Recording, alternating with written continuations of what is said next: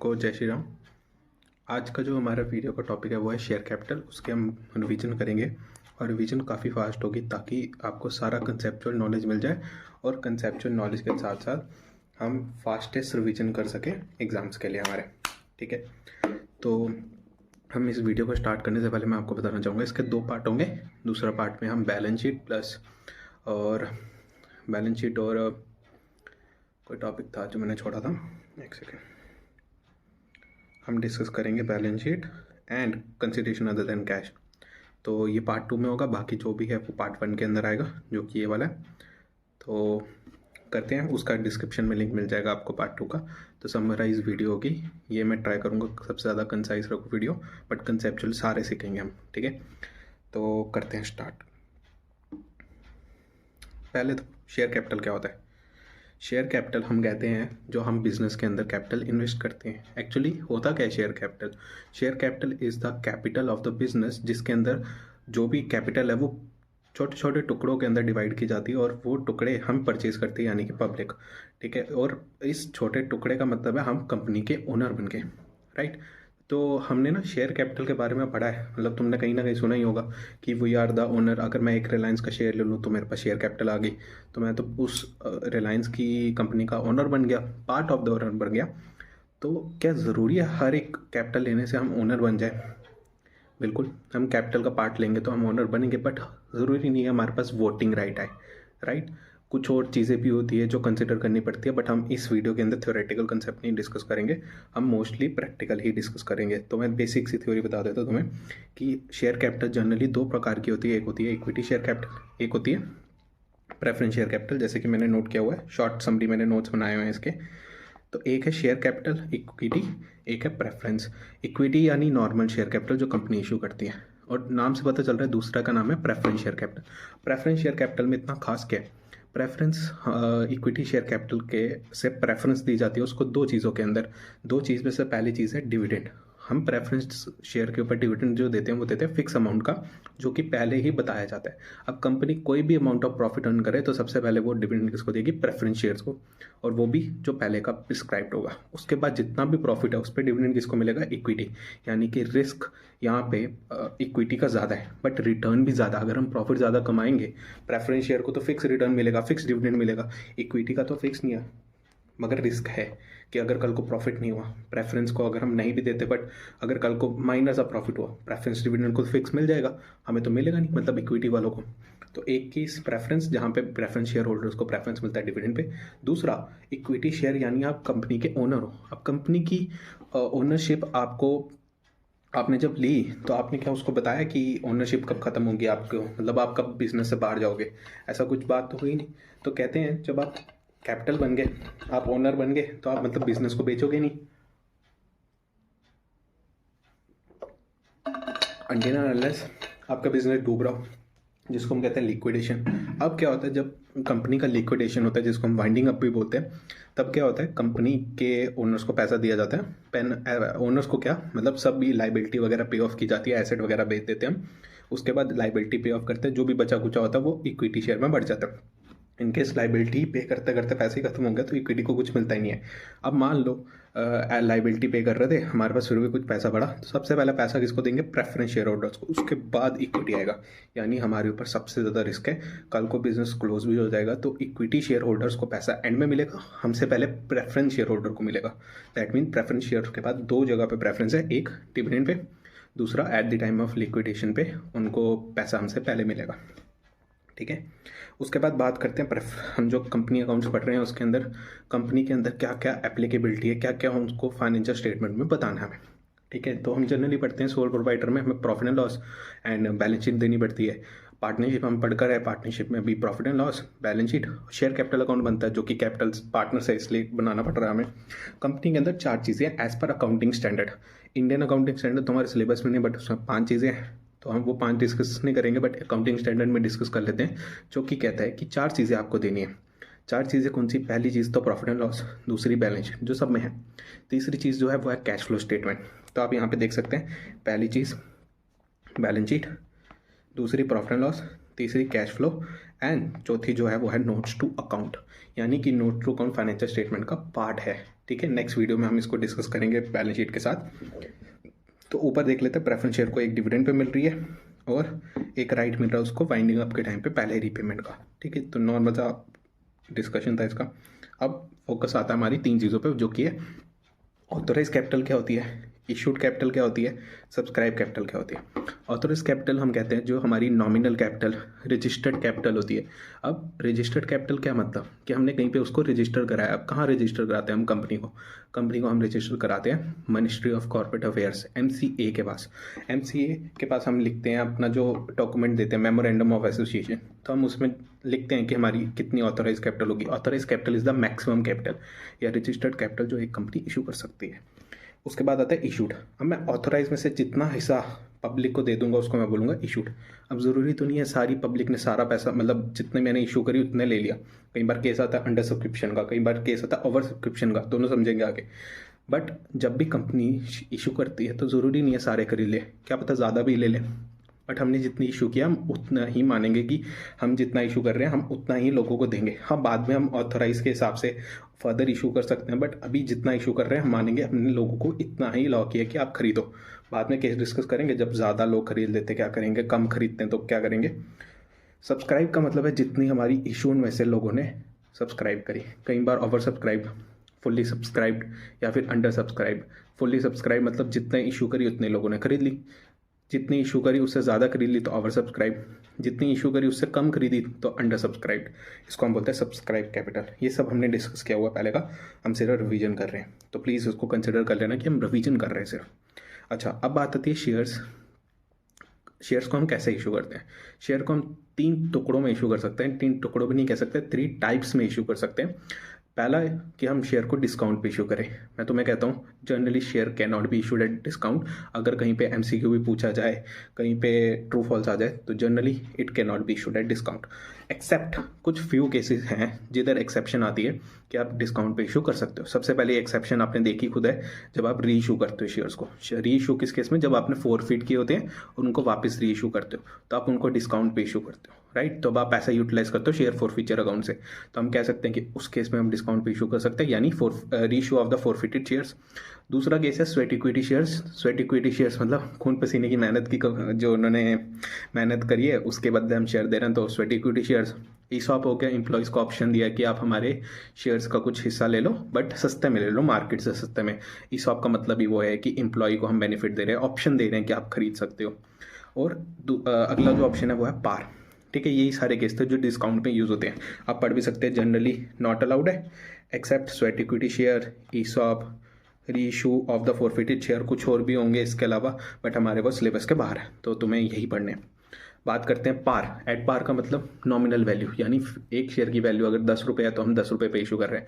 एक कंसेप्चुअल बात या फैक्चुअल बात कह लो कि रिलायंस के शेयर की फेस वैल्यू मान लो सिर्फ 1 है, MRF के शेयर की फेस वैल्यू 1 है, रिलायंस का आई डोंट नो शायद 2 है, पता नहीं, देख लेना एक बार, कंफर्म कर लेना नॉमिनल वैल्यू क्या। मतलब एक शेयर का जो प्राइस उसके ऊपर लिखा होता है वो 1 या 2 या फिर 10 होता है या 5 होता है। अब मैं तुम्हें बता देता हूँ MRF के शेयर का नॉमिनल वैल्यू सिर्फ 1 रुपया है, मार्केट में वो बिकता है 1,35,000, 1,30,000, 1,40,000 का। तो बाकी जो बचा वो क्या है, प्रीमियम। तुम पढ़ते तो आए हो security premium, that is your premium जो आप पे कर रहे हो। तो जनरली जो शेयर की वैल्यू होती है, अगर कहीं पर CBSE में नहीं बताता फेस वैल्यू क्या है, तो आप लेट कर लेना 10 रुपीज़, जनरली 10 रुपीज़ होती है, राइट। तो नॉमिनल वैल्यू फेस वैल्यू पे इशू कर रहे हो, यानी या आप ना आप डिस्काउंट पे कर रहे हो ना आप प्रीमियम पे कर रहे हो, आप जितनी वैल्यू उतने पे इशू कर रहे हो, इसको हम बोलते हैं पार। अगला केस आता है share eight issued at premium. Premium का मतलब आप एक हायर प्राइस चार्ज कर रहे हो, ठीक है। कंपनी क्यों लेगी हायर प्राइस, वाई? दो सिचुएशन से भी मल्टीपल हो सकते हैं, तुम्हारे पास यही 2 हैं। क्या? सबसे पहला, कंपनी की रेपुटेशन अच्छी है। MRF शेयर्स की, MRF कंपनी की रेपुटेशन अच्छी है कि वो टायर्स बहुत अच्छे बनाते हैं, काफ़ी टिकाऊ टायर्स है। इवन मैं खुद प्रेफर करता हूँ MRF के टायर्स। तो MRF का टायर अच्छा है इसलिए उसको प्रेफरेंस ज़्यादा है। मैं कह सकता हूँ रिलायंस बहुत अच्छा है, कंपनी का नाम है, फेम है, मुकेश भाई का, मोटा भाई का नाम है, रेपुटेशन है, इसलिए कंपनी का शेयर अच्छा चलता है। Demand of the company, HDFC bank private sector में अच्छा बैंक है इसलिए उसकी बहुत डिमांड है, रेपुटेशन है, इसीलिए उसका शेयर प्रीमियम पे बिकता है, यानी 1600 का 1700 का शेयर है। तो मैं कह सकता हूँ 2 केस में प्रीमियम चार्ज करते हैं, कंपनी का रेपुटेशन है, दूसरा मार्केट में उस शेयर की डिमांड है। जब मार्केट में किसी शेयर की डिमांड होती है तो उसका शेयर का प्राइस बढ़ता है, राइट। अगला अब है कि शेयर इशू कैसे होता है पार के ऊपर। पहले हम सीखेंगे शेयर इशू कैसे होता है पार के ऊपर। तो सबसे पहला जो केस है वो है लमसम, मतलब मैं सारा का सारा पैसा इकट्ठे ले लूँगा। पहले तुम्हें समझना पड़ेगा शेयर इशू करते हो पार्ट्स क्या आते हैं। सबसे पहले जब हम शेयर इशू करते हैं हम लेते हैं सबसे पहले एप्लीकेशन मनी। चलो मैं तुम्हें प्रोसेस ही बता देता हूँ। पहले ये कंपनी है, कंपनी ने कहा जी हम शेयर इशू करेंगे, शेयर टू बी इशूड, ठीक है। कंपनी शेयर इशू करने जाएगी, डॉक्यूमेंट्री सारी चीज़ें पूरी करेगा, वो सब हम डिस्कस नहीं करेंगे डॉक्यूमेंट्स क्या क्या है, बट ठीक है। उन्होंने सेबी को कहा कि जी हमें शेयर इशू करना है, सेबी यानी securities exchange board of India. तो उन्होंने कहा हमें शेयर इशू करना है।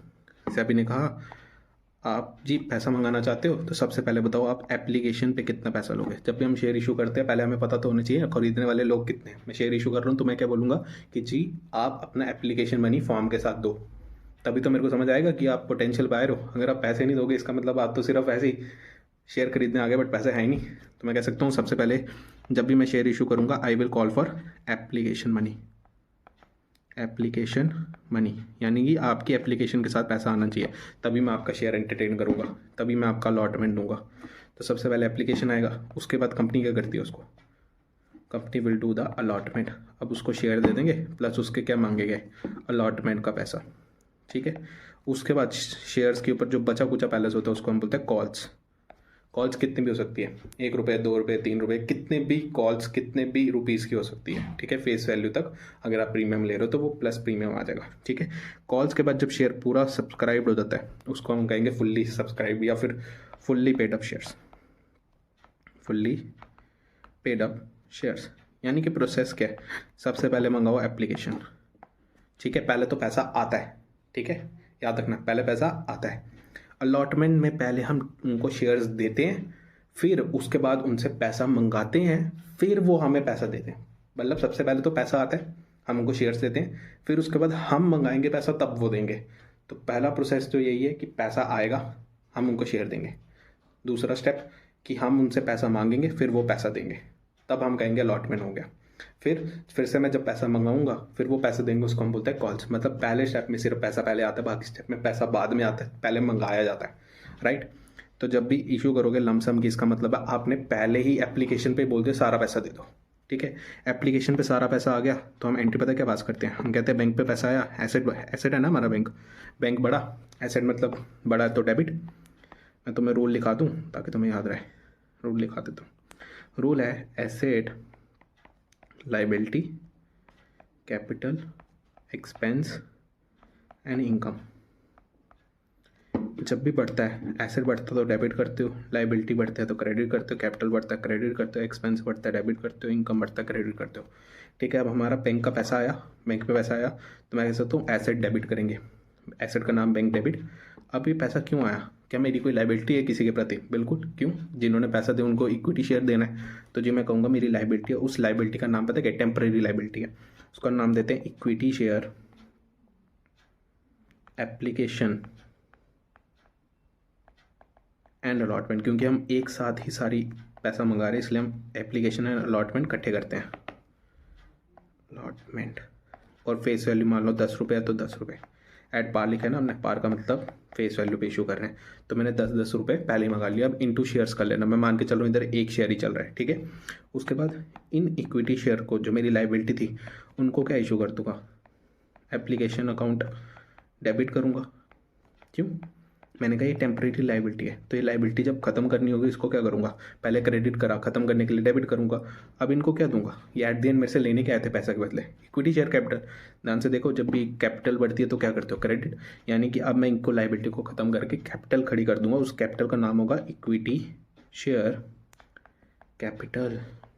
प्लीज़ शॉर्ट फॉर्म यूज़ मत करना पेपर के अंदर, मैं इधर सिर्फ रिवीजन वीडियो इसलिए थोड़ा सा फास्ट करने के लिए शॉर्टकट यूज़ करूँ। अगर मैं कहूँ बस यहाँ पे ख़त्म हो गया है, आपने उसको इक्विटी शेयर कैपिटल इशू कर दिया। अगर मैं कहूँ इंस्टॉलमेंट में मान लो, मैं कहता हूँ एप्लीकेशन पे आएगा 2 रुपये, अलॉटमेंट पे आएगा 4 रुपये और बैलेंस यानी फर्स्ट कॉल के ऊपर आएगा 4 रुपये, तो टोटल बन गए 10 रुपीज़। तो मैं कहूँगा सबसे पहले बैंक अकाउंट डेबिट, मैं थोड़ी शॉर्टकट मारूंगा, bank account debit to equity share application. सबसे पहली एंट्री एप्लीकेशन 2 रुपये इंटू शेयर्स कर लेना जितने भी होंगे। इसकी कॉरस्पॉन्डिंग एंट्री क्या होगी, कि इस लाइबिलिटी को, टेम्परेरी लाइबिलिटी को ख़त्म करो और उसको क्या दे दो, इक्विटी शेयर कैपिटल, 2 रुपये 2 रुपये। अब मैंने 2 रुपये दे दिए। अब मेरे पास पहले पैसा आया, मैंने उनको शेयर्स दे दिए। अब मैं उनसे पैसा मंगाऊंगा, फिर वो शेयर देंगे, पैसा देंगे। तो अब पहले पैसा मंगाऊंगा, पैसा मंगाने की एंट्री के जो ऊपर एंट्री करी ना, बस सेम टू सेम एंट्री पास कर दो, बस उसमें इक्विटी शेयर अलॉटमेंट कर दो, जो अगला स्टेप है। तो हम कहेंगे इक्विटी शेयर अलॉटमेंट। अब पहले ड्यू होगा, उसके बाद क्या होगा, पैसा आएगा। तो इक्विटी शेयर कैपिटल, पैसा मंगाना था 4 रुपये अलॉटमेंट पे, वो मंगा दिया। अब बैंक में पैसा आएगा, मैं कहूँगा bank account debit to equity share to equity share allotment account. पैसा आ गया 4 रुपये यानी बैंक के अंदर। अब मैंने फिर से वही कर दिया, पैसा मंगाया, उन्होंने पैसा दे दिया। अब फिर से फर्स्ट कॉल का पैसा मंगाऊंगा और पैसा आएगा। फर्स्ट कॉल की entry equity share first call debit 4 रुपये था, 4 रुपये टू इक्विटी शेयर कैपिटल 4 रुपये। लास्ट एंट्री इधर ही लिख देता हूँ, bank debit to equity share, corresponding entry जो पैसा रिसीव करने की होगी, share first call. First and final call भी लिखते हैं, उसका कोई इशू नहीं है, वो सेम लिख सकते हो। ठीक है, ये हो गया हमारा इंस्टॉलमेंट भी मेथड। मैं मान के चल रहा हूँ आप सारे सिर्फ रिवीजन कर रहे हैं, कंसेप्चुअल क्लास नहीं कर रहे हैं, क्योंकि हम कंसेप्चुअल ऑलरेडी कर चुके हैं। तो ये रिवीजन वीडियो है, नॉट अ कंसेप्चुअल वीडियो। तो प्लीज़ इसके कंसेप्ट के लॉजिक मत पूछना, मैं फिर भी जितना हो सके ट्राई कर रहा हूँ लॉजिक दे दूँ, बट हम सिर्फ रिवाइज कर रहे हैं। ठीक है, अब प्रीमियम पे इशू कर रहे हैं, यानी कि मान लो ₹10 का शेयर है जो मैं इशू कर रहा हूँ 2 रुपीज़ प्रीमियम पे। ठीक है, तो मैं एक शेयर कितने का दे रहा हूँ, 12 का। अब क्वेश्चन अगर स्पेसिफाई नहीं करे ना कि प्रीमियम कहाँ लेना है, तो always assume premium received on allotment. ठीक है, always assume premium is received on allotment, मतलब थर्ड एंट्री जो करते हैं ना हम, उसमें आएगा। ठीक है, यानी पहली entry bank account to application, फिर application to equity share capital, फिर उसके बाद आता है equity share allotment to equity share capital. इसके अंदर टू सिक्योरिटी प्रीमियम, यहाँ पे आएगा प्रीमियम। ठीक है, थर्ड एंट्री में, ये वाली एंट्री में मार्क भी कर देता हूँ, जिसको मैं ब्लू कलर कर रहा हूँ, इस एंट्री के अंदर आएगा प्रीमियम। ठीक है, अगर कुछ नहीं कह रहा क्वेश्चन ऐसे स्पेसिफाई करेगा। अब जिस केस में तो लमसम हुआ, लमसम यानी सारा का सारा पैसा अलॉटमेंट एप्लीकेशन के ऊपर ही ले लिया, तो प्रीमियम भी तो एप्लीकेशन पे लोगे, जेन्युइन सी बात है। तो इसमें एंट्री क्या होगी, सेम यही वाली एंट्री आ जाएंगी, पहली वाली क्या, बैंक डेबिट। अब 12 रुपये मंगाओगे क्योंकि आपने प्रीमियम ले रहे हो, 10 + 2 कैलकुलेशन कैसे आई, 10 रुपये मैंने फेस वैल्यू का मंगाया, 2 रुपये मैंने किसका, प्रीमियम का मंगाया, to equity share application and allotment. ये टेम्परेरी लाइबिलिटी थी 12 रुपये की। अब मैंने इस टेम्परेरी लाइबिलिटी को ख़त्म किया, एंड अलॉटमेंट डेबिट 12 रुपये से टू, इसको डाला इक्विटी शेयर कैपिटल में। अब इक्विटी शेयर कैपिटल में हमेशा फेस वैल्यू जाती है, यानी कितना जाएगा, 10 रुपये। तो मैंने ये 10 रुपये डाला, मैं लिख देता हूँ ये कहाँ से आया, ये आया फेस वैल्यू का 10 रुपये। ठीक है, टू सिक्योरिटीज प्रीमियम।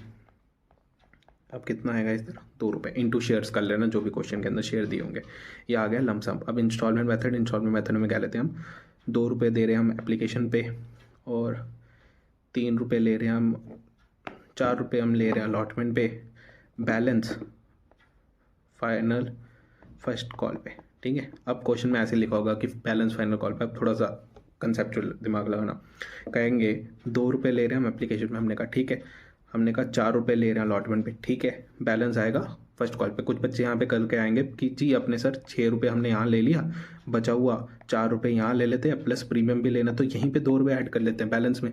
वहाँ क्वेश्चन गलत हो जाएगा।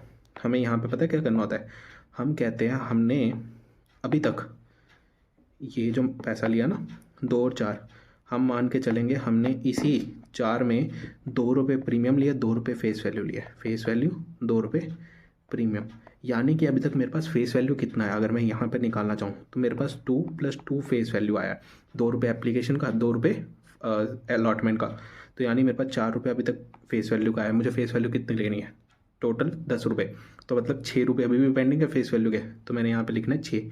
कैसे आया, 10 - 4, चार कौन सा, अलॉटमेंट वाला फेस वैल्यू और एप्लीकेशन वाला फेस वैल्यू, क्योंकि मैं मान के चल रहा हूँ प्रीमियम जब कहीं नहीं मेंशन होगा तो वो कहाँ लेंगे हम, अलॉटमेंट पे। तुम्हारे सीबीएसई में अलॉटमेंट पे लेते हैं।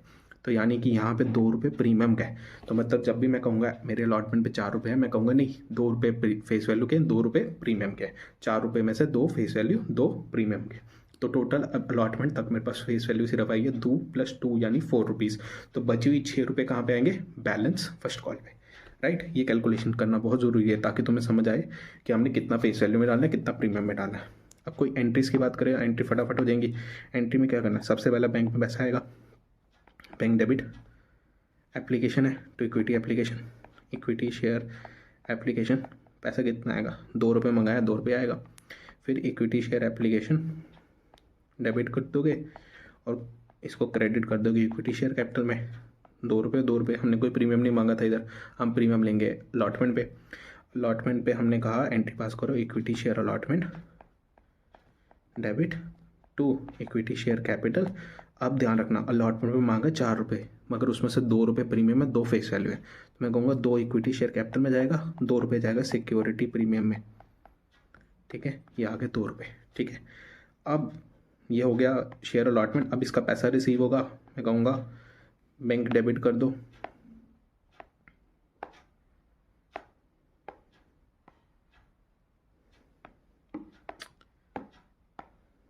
ठीक है। मैं कहूँगा बैंक डेबिट करो टू इक्विटी शेयर अलॉटमेंट, जो कि आ जाएगा 4 रुपये से। फिर उसके बाद आप करोगे first call, equity share first call debit to equity share capital. अब बचा हुआ 6 रुपये, 6 रुपये अब पैसा आ जाएगा bank debit to equity share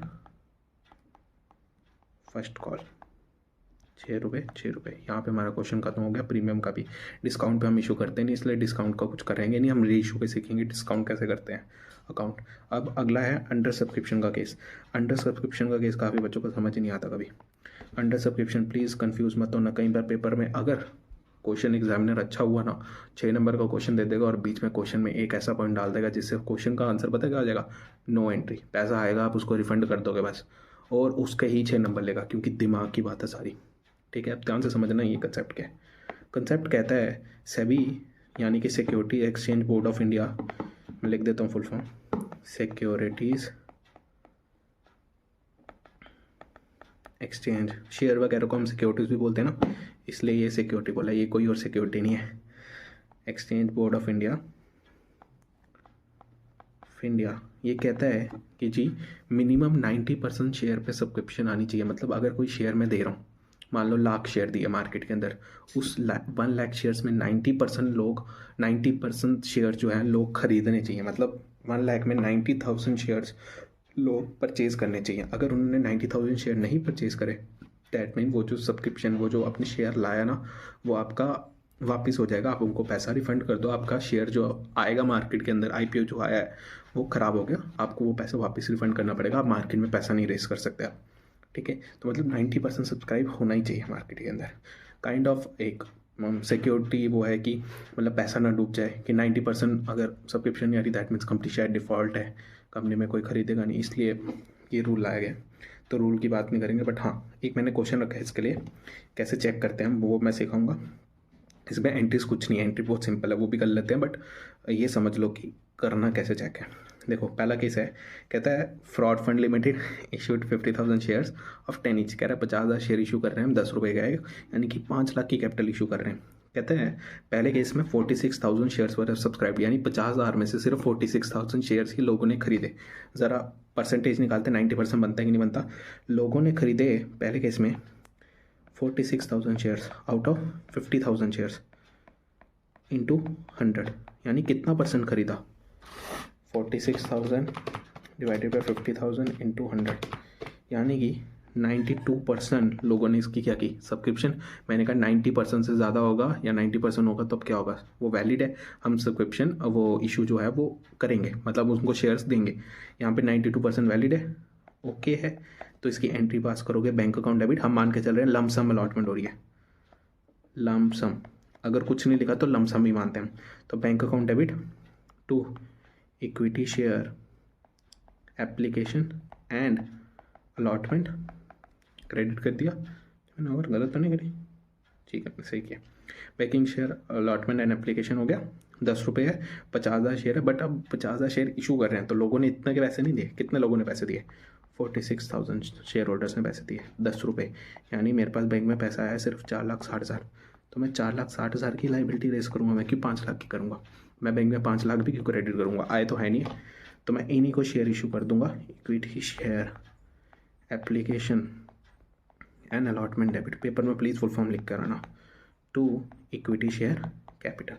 मैं कहूँगा 4,60,000 के आपने इनको शेयर्स दे दिए, बस ख़त्म। पहला केस यही है, सिंपल, चेक किया ओके था।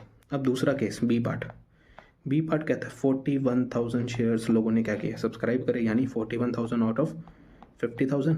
तो मैं कहूँगा इंटू 100 करो। बच्चे प्लीज़ यहाँ पे ध्यान रखना, क्वेश्चन में कंफ्यूज कर सकता है। ये जो 50,000 है ये इशूड है, यहाँ पे अगर उसने ऑथराइज लिख दिया तो ऑथराइज का मतलब कुछ और है, इशूड आगे दिया होगा। मान लो इसमें ऑथराइज होता है 1 लाख, मैं यहाँ पे कंफ्यूज करने के लिए डालता लिमिटेड, यहाँ पे आगे डाल देता कि यहाँ पे authorised capital of 1 lakh shares, ठीक है। तो इसका मतलब ये थोड़ी है मैंने लाख में से सिर्फ 46,000 शेयर ही इशू किए, इसका मतलब मैं कर सकता हूँ लाख शेयर्स, बट मैंने किए कितने, सिर्फ 50,000। प्लीज़ हमें 50,000 से कंपेयर करना है। बच्चे 46,000 अपॉन 1 लाख करके आ जाएंगे, गलत हो जाएगा। 46,000 अपॉन इशूड, यानी सब्सक्राइब में से इशूड निकालेंगे सिर्फ, ठीक है। 41,000 आउट ऑफ 50,000 मैंने सब्सक्राइब किए लोगों ने, तो मैं कहूँगा कितना परसेंट सब्सक्राइब हुआ है? 82%। 90% की लिमिट के ब्रीच कर रहा है, 90% के नीचे, दैट मीन्स आपको इनका पैसा रिफंड करना पड़ेगा, आप शेयर इशू नहीं कर सकते। That means you have to refund, पैसा रिफंड कर दो, शेयर नहीं इशू करोगे। तो बहुत इजी एंट्री होगी इसकी। क्या बैंक डेबिट हुआ, पैसा आया, कितने का पैसा आया? 41,000 शेयर्स, क्योंकि एप्लीकेशन के साथ पैसा तो आना ही है, वरना मुझे कैसे पता चलेगा अंडर सब्सक्रिप्शन का केस है। 4,10,000 टू इक्विटी शेयर, लमसम ही है, equity share application and allotment. मैंने कितने के शेयर इशू करने हैं? 4,10,000 के, बट हमने इनका पैसा रिफंड करना है क्योंकि अंडर सब्सक्रिप्शन का केस है। तो मैं एंट्री करूँगा equity share application and allotment. अब मैं उनको पैसा नहीं दूंगा, शेयर नहीं दूंगा, मैं उनको पैसा रिफंड करूँगा। तो रिवर्स कर दो ऊपर वाली एंट्री, पैसा रिफंड कर दो। 4,10,000 यहाँ पे खेल सकता है भाई, 6 नंबर का अगर क्वेश्चन आ गया खेला हो जाएगा। बच्चे एंट्री पास कराएंगे, आगे पूरी क्वेश्चन की यहीं पे ख़त्म हो जाएगा। क्या पता कंसेप्चुअल क्वेश्चन आ जाए, खेला हो जाएगा तुम्हारे साथ। प्लीज़ इस पर ज़रूर कंसिडर करना कि 82% यहाँ पे सब्सक्राइब है, इसका मतलब हम इशू नहीं करेंगे। कई बार फ्रेमिंग में भी गलती होती है, क्वेश्चन फ्रेम करने वाला ही गलती कर देता है CBSE का, और उस टाइम पर लॉजिकल रीजनिंग के साथ उस क्वेश्चन में ना तुम कर सकते हो कि जी सिंस ये क्राइटेरिया मीट नहीं कर रहा तो हम शेयर को पैसा रिफंड कर देंगे। कई बार आता है ऐसा क्वेश्चन की जिसके अंदर वो पूरा सोल्यूशन सॉल्व करता है, बट क्वेश्चन फ्रेमिंग में गलती हुई होती है, 90% क्राइटेरिया मीट नहीं करता। तो प्लीज़ उसको कंसिडर करना। हाँ, एक बार इशू होने के बाद हम उसको फॉरफिट कर ले तब नहीं हमें चेक करना, हमें सिर्फ इशू के टाइम पे चेक करना होता है। प्लीज़ उसको मत कहना कि बाद में अगर हमने शेयर फॉरफिट कर दिया फिर वो लिमिट के नीचे हो गया तब क्या करेंगे, तब नॉर्मली ही ट्रीट करेंगे, तब पैसा नहीं रिफंड करेंगे, क्योंकि इशू के टाइम पे इशू नहीं था, बाद में लोग ने पैसे नहीं दिए, इशू के टाइम पे ओके था, राइट। तो हमारा अंडर सब्सक्रिप्शन का भी हो गया, आगे चलते हैं। आई होप तुम्हें मज़ा आ रहा होगा, रिवीजन हो रही है फास्ट। अगला आ गया कॉल सिनेरियोस का, और ये क्या ओवर सब्सक्रिप्शन, ठीक है। पहले चीज़ करते हैं कॉल सिनेरियो। कॉल सिनेरियोस का मतलब क्या होता है? कॉल सिनेरियोस का सिंपल मतलब है कि जी आपने पैसा मांगा, मतलब जिनको आपने शेयर दिए थे एप्लीकेशन का पैसा उन्होंने दिया, बाद में किसी कारण से उन्होंने पैसे नहीं दिए, मान लो उनको न्यूज़ ही नहीं पहुंची कि जी इसका पैसा देना आपने, मान लो हमने उनसे पैसा मांगा, वो ऑलरेडी दिवाली हो चुके हैं, इंसॉल्वेंट, तो पैसा कहाँ से देंगे? तब क्या करोगे?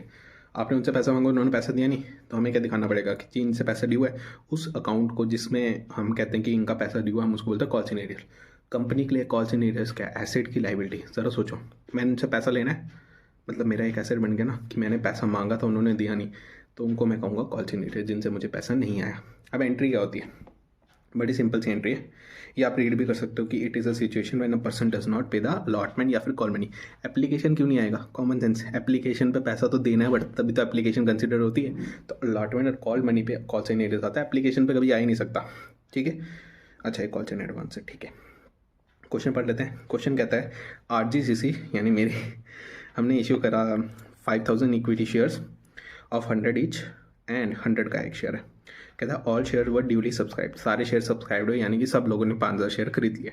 कहता है money was called as follows, application पे 5, बैलेंस ऑन अलॉटमेंट 2 ही हो रहा है, एप्लीकेशन में 5, बैलेंस मतलब 95 रुपीज़ हमने मांगा अलॉटमेंट पे। कहता all money was receive except on 200 share, 200 share के ऊपर सारी मनी रिसीव होगी, नहीं 200 नहीं, 5000 के अंदर जो 4800 है उन पर सब पैसा आ गया, बट 200 शेयर थे जिन्होंने अलॉटमेंट पे पैसा नहीं दिया, तो मैं कहूँगा ड्यू है पैसा, अभी तक आया नहीं, तो एंट्री क्या पास करूँगा। बड़ी सिंपल सी एंट्री है।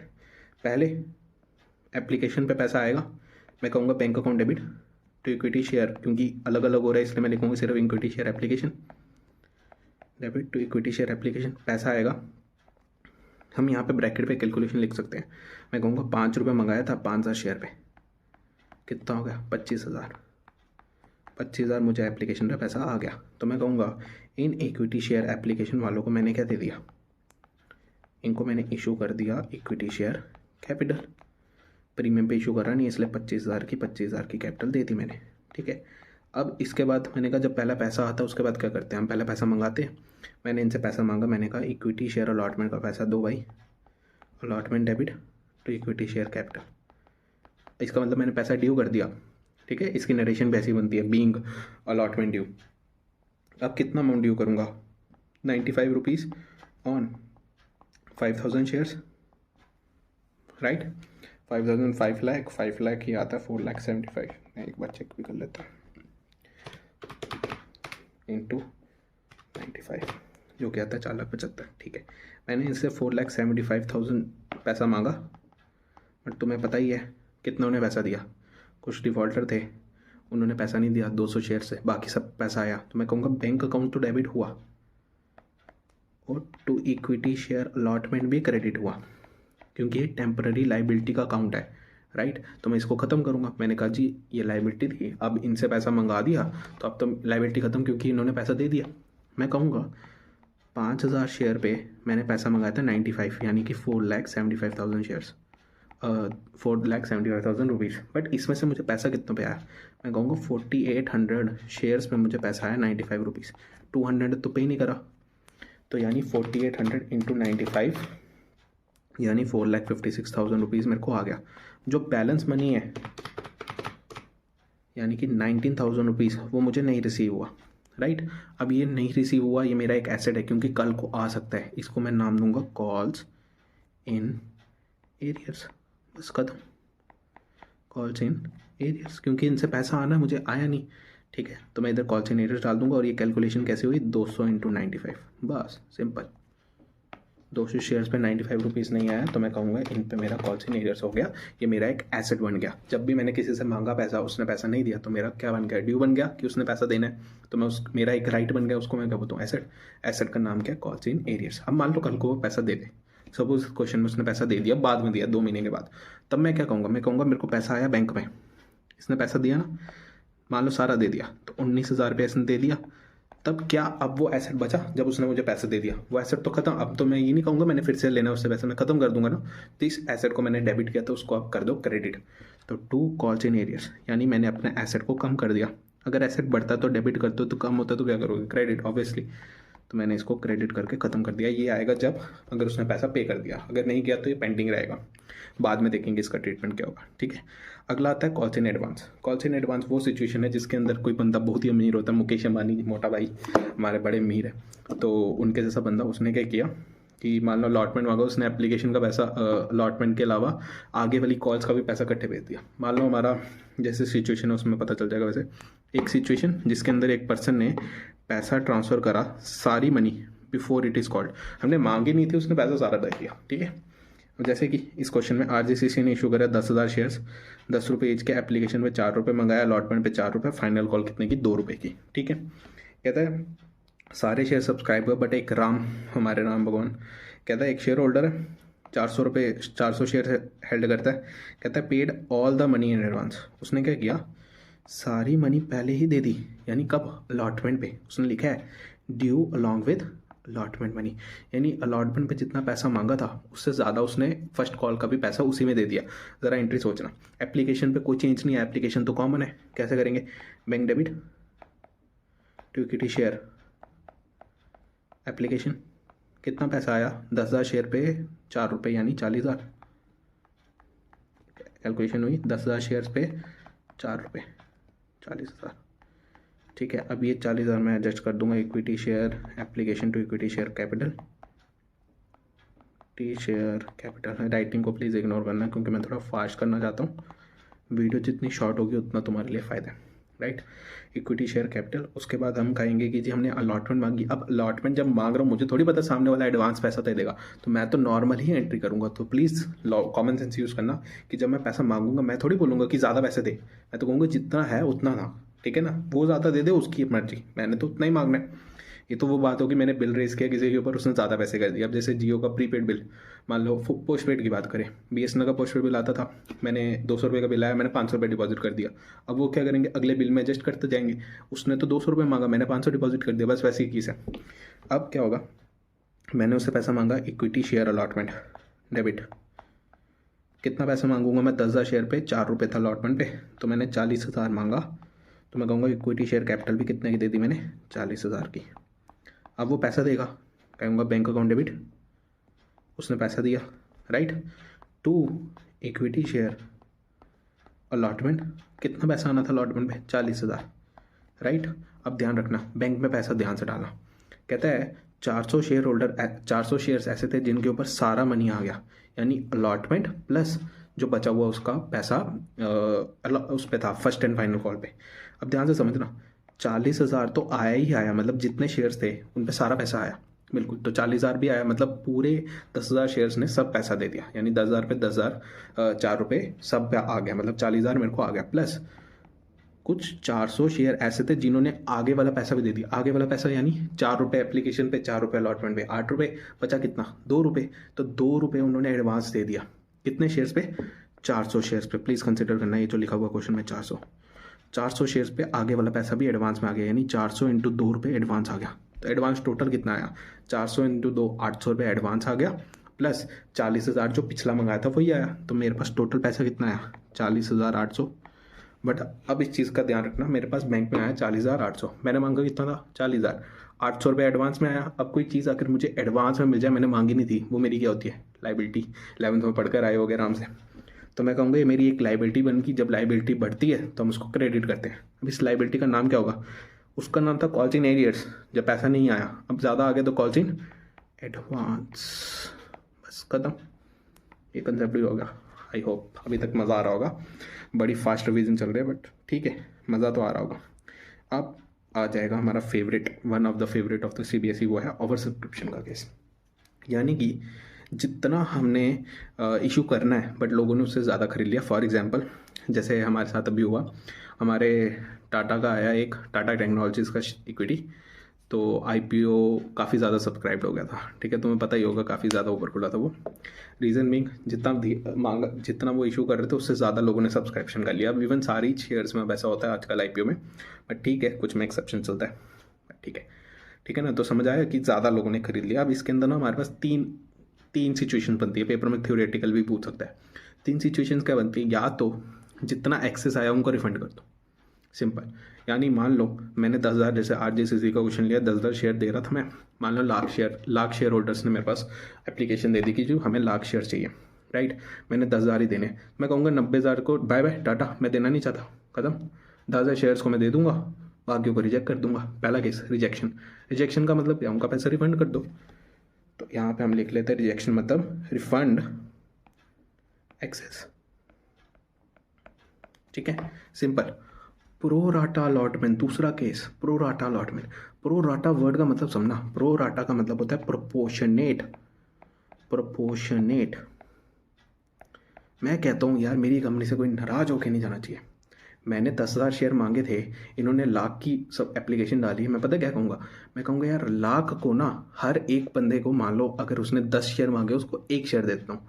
कैसे, मैंने कहा मैंने 10,000 शेयर देने, लोगों ने मांगे कितने, 1 लाख। ध्यान से समझना इस कंसेप्ट को, लोगों ने मांगे 1 लाख, मैंने कितने देने, 10,000। क्या मैं कह सकता हूँ इंटू 10 टाइम्स सब्सक्रिप्शन आई है, राइट, 10 गुना ज़्यादा आई है। तो मैं कहता हूँ जो अगर 1 शेयर ले रहा था उसने अब कितने मांगे, 10 शेयर, मैं उसको कहूँगा तू 10 की जगह ले ले 1। नाराज होके मत जा, हर शेयर जो तूने 10 शेयर मांगे उसमें तेरे को मैं 1 शेयर दूंगा। मान लो लाख शेयर होल्डर बोल रहे हैं कि हमें लाख शेयर चाहिए, मैं उनको क्या बोलूँगा कि जी हर एक बंदे को कि 10 के बदले 1 ले जाओ। रेशियो बनी 10:1 की। मैंने यहाँ उल्टा लिखा बट ठीक है। रेशियो क्या बनी 10:1। इसका मतलब है कि हर 10 के बदले मैं कितना शेयर दूंगा 1। अब ध्यान से समझना, 10 के बदले 1 का मतलब लाख शेयर है, लाख शेयर को 10 से डिवाइड करो इंटू 1 करो, यानी कितना आएगा 10,000। यानी हर एक को अगर मैं 1 शेयर देता हूँ ना, लाख शेयर होल्डर मेरे पास कहते हैं कि हमें शेयर चाहिए, मतलब लाख शेयर्स मेरे पास आती हैं रिक्वेस्ट, मैं उनको कहता हूँ कि यार मैं आपको सारे नहीं दे सकता बट आपको हर 10 के बदले 1 दूंगा। अगर कोई बंदा उसने मांगे जी 2,000 शेयर्स, ठीक है, 2,000 नहीं, मान लो उसने मांगे 10 शेयर्स, तो उसको मैं दूंगा 1। अगर किसी ने 20 मांगे उसको मैं दूंगा 2, किसी ने 30 मांगे उसको दूंगा 3, किसी ने 100 मांगे उसको दूंगा 10। तो ऐसा होगा, डिवाइडेड बाई 10 हो जाएगा जितने उसने मांगे। क्यों? ताकि क्या हो, सबको शेयर्स मिल सके। अब लाख शेयर्स मांगे तो सब नाराज होके नहीं जाएंगे, क्यों? सबको कुछ ना कुछ मिलेगा मेरे से, ठीक है। अगर मैं रिजेक्ट कर दूं फिर तो वो नाराज ही होगा कि यार पैसा लगा नहीं, मेरे को कुछ गेन नहीं मिला। इसमें तो ऐसा होगा कि यार पैसा मतलब दिया है तो कुछ ना कुछ तो मिलेगा, 1 शेयर मिले 2 शेयर मिले, मिलेगा तो सही, राइट।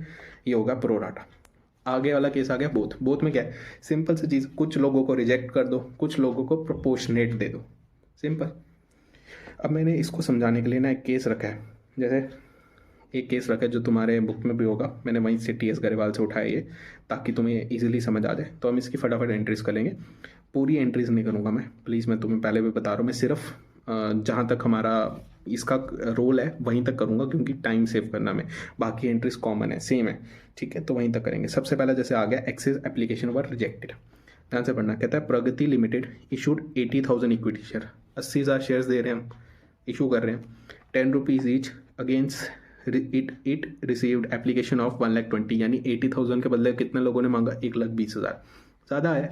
कहता है एप्लीकेशन पे मांगो 4 रुपये, अलॉटमेंट एंड फर्स्ट कॉल पे 3 रुपये ईच, यानी एप्लीकेशन पे 4, अलॉटमेंट पे 3, फर्स्ट कॉल पे 3, ठीक है।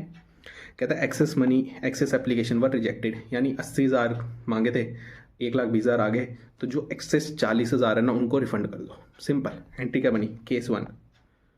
केस 1 की जरा एंट्री बोलो, बैंक डेबिट। बैंक में तो पैसा 1,20,000 का आएगा, क्यों? क्योंकि मांगे तो उन्होंने, जब भी पैसा वो देंगे तो मेरे पास, हमें कैसे पता चलेगा कि मेरे पास 1,20,000 एप्लीकेशन आई है? जब पैसा देंगे तभी तो मानूंगा। तो 1,20,000 शेयर्स पे, एप्लीकेशन पे मुझे 4 रुपये हर एक का आया एप्लीकेशन मनी, तो मैं कहूँगा 4,80,000 आ गया, राइट। फिर ये आया मेरे को इक्विटी शेयर एप्लीकेशन का। अब इक्विटी शेयर एप्लीकेशन जब मैं दे रहा था, मैंने कहा मैंने तो सिर्फ 80,000 शेयर देने हैं, तो मैं कहूँगा इसको डेबिट करो 4,80,000 से, क्रेडिट करो इक्विटी शेयर कैपिटल। अब इक्विटी शेयर को, कैपिटल को उतने से क्रेडिट करना जितनी आप इशू कर रहे हो। कितनी इशू कर रहे थे हम? इशू कर रहे थे 80,000 शेयर, 4 रुपये का एक, यानी कि 3,20,000, ठीक है। तो बाकी बचा हुआ क्या करेंगे, रिफंड कर देंगे। रिफंड का किन का करोगे, 40,000 शेयर्स का 4 रुपये, यानी कि 1,60,000, अपने आप मैच करेगा कि 3,20,000 एक्सेप्ट कर दिया तो बचे हुए 1,60,000 तो वापस करने पड़ेंगे, वही हो गया। अब आगे एंट्री कैसे वर्क करेगी यार, सिंपल। आगे यही कहोगे equity share allotment debit to equity share capital. अब 1,20,000 नहीं लेना, क्योंकि वो सिर्फ एप्लीकेशन पे था। अब जब जिनके पैसे वापस कर दिया, अब उनको थोड़ी मानोगे कि आपने शेयर दिया। अब तो आपने सिर्फ 80,000 शेयर्स दिए। अब 80,000 शेयर पे आपको बचा हुआ, मतलब एप्लीकेशन अलॉटमेंट वाला पैसा आएगा 3 रुपये, तो 80,000 इंटू 3 रुपीज़ आ गया 2,40,000, और यहाँ पे भी आ गया 2,40,000, ठीक है। अब आगे वाली एंट्री मैं नहीं करा रहा, वो सेम है, सेम, ठीक है। केस नंबर 2, ठीक है, वो क्या कहता है, प्रोराटाइज मेड, अगर आपने प्रोपोर्शनेट करा, ठीक है। केस नंबर 2 यहाँ कर लेते हैं, केस 2 कहता है आपने प्रोपोर्शनेट एक्सेप्ट करा, बाकी पैसा क्या गया, आगे यूटिलाइज करा, ठीक है। प्रोपोर्शनेट, अब प्रोपोर्शनेट का मतलब है मैंने 1,20,000 जिन लोगों ने मांगे थे उनको कितने शेयर दिए, 80,000। अब बाकी जो मनी है उनका क्या करूँगा मैं, बाकी मेरे पास ऑप्शन है कि मैं आगे एप्लीकेशन अलॉटमेंट वगैरह पे यूटिलाइज़ कर लूँ, या तो उनका पैसा रिफंड कर दूँ। अब इस केस में प्रोराटा में कुछ लिखा नहीं, मैं कहूँगा कि मैं आगे एडजस्ट कर लेता हूँ। पैसा रिफंड क्यों करना, जब आया हुआ आगे एडजस्ट कर लेते हैं, मांगना तो है ही है वैसे भी, ठीक है। तो मैं कहूँगा पहली entry bank debit to equity share application, application तो सेम, 1,20,000 शेयर पे 4 रुपये आया होगा, यानी 4,80,000, वो सेम ही रहेगा, 4,80,000, ठीक है। अब बचा हुआ पैसा कहाँ यूज़ करूँगा, ये इक्विटी शेयर एप्लीकेशन वाला। इक्विटी शेयर एप्लीकेशन का पैसा सबसे पहले जाएगा इक्विटी शेयर कैपिटल में। 4,80,000 में से मैंने शेयर कितने देने थे, सिर्फ 80,000। 80,000 पे कितना पैसा बनता था, 4 रुपये के हिसाब से 3,20,000। बाकी पैसा क्या है मेरे पास, एक्सेस। अब ये 3,20,000 क्या मैं आगे यूज़ कर सकता हूँ, बिल्कुल कर सकता हूँ। कहाँ यूज़ करूँगा, अलॉटमेंट कितने की मांगूंगा मैं, 3 रुपये की। 3 रुपये की अलॉटमेंट है, इसके हिसाब से 3 रुपये इंटू 80,000 शेयर्स होता है हमारा 2,40,000। और मेरे पास कितना पैसा एक्सेस पड़ा, 1,60,000। तो मैं 1,60,000 अगली कॉल में एडजस्ट कर दूंगा। कैसे एडजस्ट करूँगा, मैं यहाँ पे लिखूँगा टू शेयर अलॉटमेंट, कि ये पैसा कहाँ यूटिलाइज कर लो, शेयर अलॉटमेंट पर। ध्यान से समझना, ये कंसेप्ट थोड़ा सही है। देखना मैंने क्या किया है, शेयर अलॉटमेंट को क्रेडिट कर दिया 1,60,000 से। अब थोड़ा कंसेप्ट समझना, आगे वाली एंट्री ये करूँगा मैं, वही ड्यू करने की। पैसा तो सबसे मांगूंगा, चाहे एडवांस में पड़ा। ये मेरे पास पैसा एडवांस में पड़ा है, जो इक्विटी शेयर अलॉटमेंट करा ना, इसका मतलब पैसा एडवांस में पड़ा। ये हम कंसेप्चुअल बैच में पूरा डिस्कस करते हैं। इक्विटी शेयर अलॉटमेंट पे मैं कहूँगा मैंने 80,000 पे कितना रुपीज़ लेना था, 3 रुपये, यानी कि 2,40,000। मगर इसमें से मैंने इक्विटी शेयर कैपिटल कितनी इशू कर रहा हूँ, 2,40,000 की। अब जब मैं बैंक में पैसा मांगूंगा, मैं एंट्री करूँगा बैंक अकाउंट डेबिट, ठीक है, टू इक्विटी शेयर अलॉटमेंट, कहाँ गया, टू इक्विटी शेयर अलॉटमेंट, यही करूँगा एंट्री, बिल्कुल सही। मगर ध्यान से समझो, क्या मेरे पास ये 1,60,000 एडवांस में आया था बैंक में, तो मैं कहूँगा यार ये पैसा तो मेरे को रिसीव हो गया, राइट। जनरली हम यहाँ पे लिखते हैं 2,40,000, राइट। हम यही लिखते हैं क्योंकि ऊपर वाला जो डेबिट करा होता है उसी को क्रेडिट करते हैं ख़त्म करने से। मगर क्या मैंने ऑलरेडी इसको क्रेडिट करा हुआ किसी अमाउंट से, बिल्कुल करा हुआ। कितना अमाउंट से, 1,60,000। इसका मतलब मैंने ये ऑलरेडी कह दिया कि मेरे पास 1,60,000 एडवांस आ गया। तो मैं इधर क्या डालूंगा, मैं डालूंगा 2,40,000 में से 1,60,000 मुझे ऑलरेडी आ चुका है। दैट मीन्स बचा हुआ 80,000 ही मैं यहाँ पे पैसा लूँगा, और बैंक में आएगा भी 80,000। ध्यान से समझना, जिन लोगों से मैंने एडवांस पैसा लिया था वो मेरे को क्या बोलेंगे कि हमारा पैसा ऑलरेडी आपके पास पड़ा है। कितना पैसा पड़ा है जी, 1,60,000। आपने मुझे देना कितना था अलॉटमेंट में, 2,40,000। वो कहेंगे जी हम सिर्फ 80,000 ही पे करेंगे, और तो यही तो एंट्री पास कर रहे हैं, और क्या कर रहे हैं। अब इसके बाद क्या करेंगे, इसके बाद बिल्कुल नॉर्मल एंट्री, फिर से equity share first call debit, उनसे फिर से 80,000 शेयर पे 2,40,000 मंगाओगे, टू इक्विटी शेयर कैपिटल 2,40,000 की, टू अब कहोगे कि जी पैसा दो। अब वो बोल सकते हैं कि एडवांस पड़ा, हमने तो सारा एडवांस यूज़ कर लिया, तो हम कहेंगे नहीं, बैंक में दो 2,40,000 to equity share first call, जो कि होगा 2,40,000 का। तो जी ये केस भी हो गया, ठीक है। अब आ जाते हैं केस नंबर 3 पे। केस नंबर 3 मैं करा देता हूँ, केस नंबर 4 प्लीज़ आप कर लेना, क्योंकि हमारे पास इतना टाइम नहीं है कि हम सारे डिस्कस कर सकें। ऑलरेडी मैं देख रहा हूँ टाइम बहुत ऊपर चला गया हमारा ना, क्या बोलते हैं इसका, मैंने आगे भी कंसेप्ट कराना है, अभी फॉर फीचर रहता है, रीशू रहता है, राइट। तो ये ना हो कि वीडियो ज़्यादा लंबी हो जाए या फिर और वीडियोस बनानी पड़े, तो हम इसी में ख़त्म करेंगे, ठीक है। केस नंबर 3 कहता है application were 20,000 were refused allotment and pro rata allotment was made to remaining. ध्यान से समझना, मैंने कहा 20,000 शेयर को रिजेक्ट कर दो। 1,20,000 में से मैंने 20,000 शेयर रिजेक्ट कर दिया, यानी उनका पैसा रिफंड कर दिया। अब बचे कितने, 1,00,000 शेयर की एप्लीकेशन। अब उन एप्लीकेशन को मैं कितने शेयर दूंगा, 80,000, यानी कि मैंने प्रो राटा अलॉटमेंट करी 1,00,000 शेयर्स पे, बाकियों को रिजेक्ट कर दिया। इस कैलकुलेशन के लिए हम एक टेबल बनाते हैं, उसको बोलते हैं एडजस्टमेंट टेबल। एडजस्टमेंट टेबल, अगर तुम्हें ये टेबल समझ आ गया ना, तुम आराम से एंट्री कर लोगे। सबसे पहली एडजस्टमेंट का टेबल जो होता है उसका बनता है कैटेगरीज। दूसरा हम कहते हैं एप्लीकेशन रिसीव्ड। तीसरा बनाते हैं कि उनको अलॉटमेंट कितनी करी है, अलॉटमेंट मेड। फिर application money received, money received. फिर एक्चुअल कितनी बनती थी, एक्चुअल एप्लीकेशन मनी, कितना एक्सेस आया, एक्सेस। उसके बाद कितना आगे यूज़ करेंगे हम अलॉटमेंट पे, यूज्ड टूवर्ड्स अलॉटमेंट। सारा समझाता हूँ, कितना रिफंड कर देंगे, रिफंड, ठीक है। ये हम बनाते हैं, थोड़ा सा इसको इधर खिसका लेता हूँ।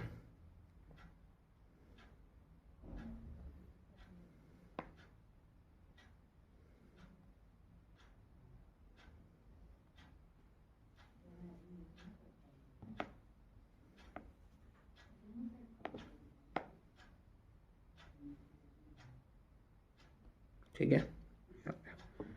अब करते हैं बात कैटेगरीज की। कैटेगरीज इसमें बनेंगी दो दो कैटेगरी ऐसे बनेगी। एक कैटेगरी जिसको हमने रिजेक्ट कर दिया, एक कैटेगरी जिसको हमने प्रो राटा अलॉटमेंट करी। ध्यान से समझना, एप्लीकेशन मेरे को टोटल कितनी रिसीव हुई, 1,20,000। मैंने टोटल अलॉटमेंट कितनी करी, 80,000 की, क्योंकि जितने मैं इशू करता हूँ उतने अलॉटमेंट करता हूँ। अब 1,20,000 में से पहली कैटेगरी वो थी जिसको हमने 20,000 की रिजेक्ट कर दी, मैंने उसको अलॉटमेंट कितनी करी, 0। एप्लीकेशन मनी कितनी आई मेरे को, एप्लीकेशन मनी मेरे को कितनी आनी थी उनसे, मेरे को आना था 4 रुपये। तो मैं कहूँगा 20,000 शेयर्स पर मुझे आया 4 रुपये, यानी कि 80,000 रुपीज़। क्या मैंने उनको कोई शेयर दिया, एक्चुअली कितना बनता था, 0। एक्सेस पड़ा मेरे पास सारा का सारा। अब ये सारा का सारा पैसा मैं क्या कर रहा हूँ, रिफ़ंड, इसलिए मैंने इनका पैसा ये रिफ़ंड कर दिया। अब इसको एंट्री में यूज़ करूँगा, मैं बताऊँगा कैसे यूज़ करना है, ठीक है। उसके बाद मैं कहूँगा ये जो बचे 1,00,000 शेयर है टोटल में पता चल जाएगा मेरे को, 1,20,000 टोटल थी, 20,000 रिजेक्ट कर दी, 1,00,000 बच गया। ये जो 1,00,000 है इनको मैंने कितने शेयर दिए, मेरे पास देने के लिए है कितने शेयर्स, 80,000। तो मैं 80,000 सारे के सारे दे दूंगा। अब एप्लीकेशन मनी आई कितनी, 1,00,000 शेयर्स पे, ये टेबल यहाँ पे कनेक्टेड है। 1,00,000 शेयर्स पे कितना पैसा आया मुझे, 4। 1,00,000 इंटू 4 इज 4,00,000, ठीक है। एप्लीकेशन बनती कितनी थी, मैंने देने थे 80,000 शेयर, 80,000 पे 4 रुपये, यानी 3,20,000 बनता था। कितना एक्सेस आया इनका पैसा मुझे, 80,000। क्या इनका पैसा मैं रिफ़ंड करूँगा, मैं कहूँगा नहीं यार रिफ़ंड क्यों करना, पहले पढ़ लेते हैं, आगे लिखा तो नहीं उसमें रिफ़ंड करना है, नहीं कुछ नहीं लिखा। तो मैं कहूँगा कि जी पैसा रिफ़ंड क्यों करना, अलॉटमेंट पे यूज़ करो ना। तो मैं अलॉटमेंट पे सारा का सारा 80,000 यूज़ कर लूँगा, ठीक है। अब एप्लीकेशन मनी को मैं चेक करता हूँ, मेरे पास भाई ये टोटल 4,80,000। ज़रा ध्यान से समझना, हमारे पास 1,20,000 आई थी, 1,20,000 इंटू 4 कितना होता है, मेरे को जब एप्लीकेशन आएगी सबका ही आएगा पैसा। मैं कहूँगा 4,80,000, देखो टोटल बनना है ना 4,80,000। एक्चुअली मैं 80,000 शेयर दे रहा था, तो उनके ऊपर पैसा कितना बनता था कि मेरे को कितना आना चाहिए एप्लीकेशन पे, 4 रुपये इंटू 80,000 शेयर, जो कि बनता है 3,20,000। देखो एक्चुअल एप्लीकेशन मनी का पैसा कितना बन रहा है, 3,20,000, बहुत अच्छे। मैंने एडवांस पैसा अलॉटमेंट पे कितना यूज़ करा, 80,000। मैंने कितना पैसा बैंक से रिफ़ंड कर दिया, 80,000। देखो कितना बढ़िया टेबल है। अब एंट्री बहुत आसान बन जाएगी। पहले एप्लीकेशन मनी और एक्चुअल एप्लीकेशन मनी को यूज़ करते हैं। बैंक में पैसा आया, कितना पैसा आया हुआ, जितना तुम एप्लीकेशन रिसीव हुई, यानी कि 4,80,000। टेबल नंबर 3 को देख के 4,80,000 डाल दो, ये टेबल भी हो गया, टिक मारते जाएंगे। 2 इक्विटी शेयर एप्लीकेशन पे 4,80,000 आया, राइट। अब मैं कहूँगा equity share application debit 4,80,000। Actually बनता कितना था इनका कि मेरे को फेस वैल्यू पे कितना पैसा यूज़ करना था, मैं कहूँगा सिर्फ 3,20,000 बनता था 80,000 शेयर पे। ये 3,20,000 मैं कहाँ डालूंगा, इक्विटी शेयर कैपिटल में, जो कि इनका बनता था। ये टेबल भी यूज़ कर लिया। कितना मेरे पास एक्सेस था, एक्सेस पे मैंने क्रॉस मारा क्योंकि हम इसका टोटल नहीं करते, तो कंसिडर मत करना। कितना अलॉटमेंट पे यूज़ करा, मतलब कितना एडवांस आया था। अब हमने पहले एंट्री सीखी थी, हम क्या डालते थे इधर, share allotment, equity share allotment, तो वही डाल दो, क्योंकि अलॉटमेंट में मैंने सिर्फ 80,000 यूज़ करा, ठीक है। ये 80,000 हो गया, बचा हुआ रिफंड करा। अब रिफंड कैसे करोगे यार, ऑब्वियसली बैंक से, तो टू बैंक कितना आ जाएगा, 80,000। ज़रा टोटल कर लो, ये बनेगा 4,80,000। बन गया, मैच कर गया। तो हमने सिर्फ टेबल को यूज़ करके एंट्री बना दी, ठीक है। अब अगली एंट्री कैसी होगी, जैसे पहले कर रहे थे। अब मैं फिर से पहले पैसा मंगाऊंगा, इक्विटी शेयर अलॉटमेंट डेबिट, कितना, 80,000 शेयर्स, क्योंकि मैंने लाख को 80,000 शेयर ही दिए और बाकी रिजेक्ट कर दिए, तो 80,000 शेयर पे 3 रुपये, यानी 2,40,000।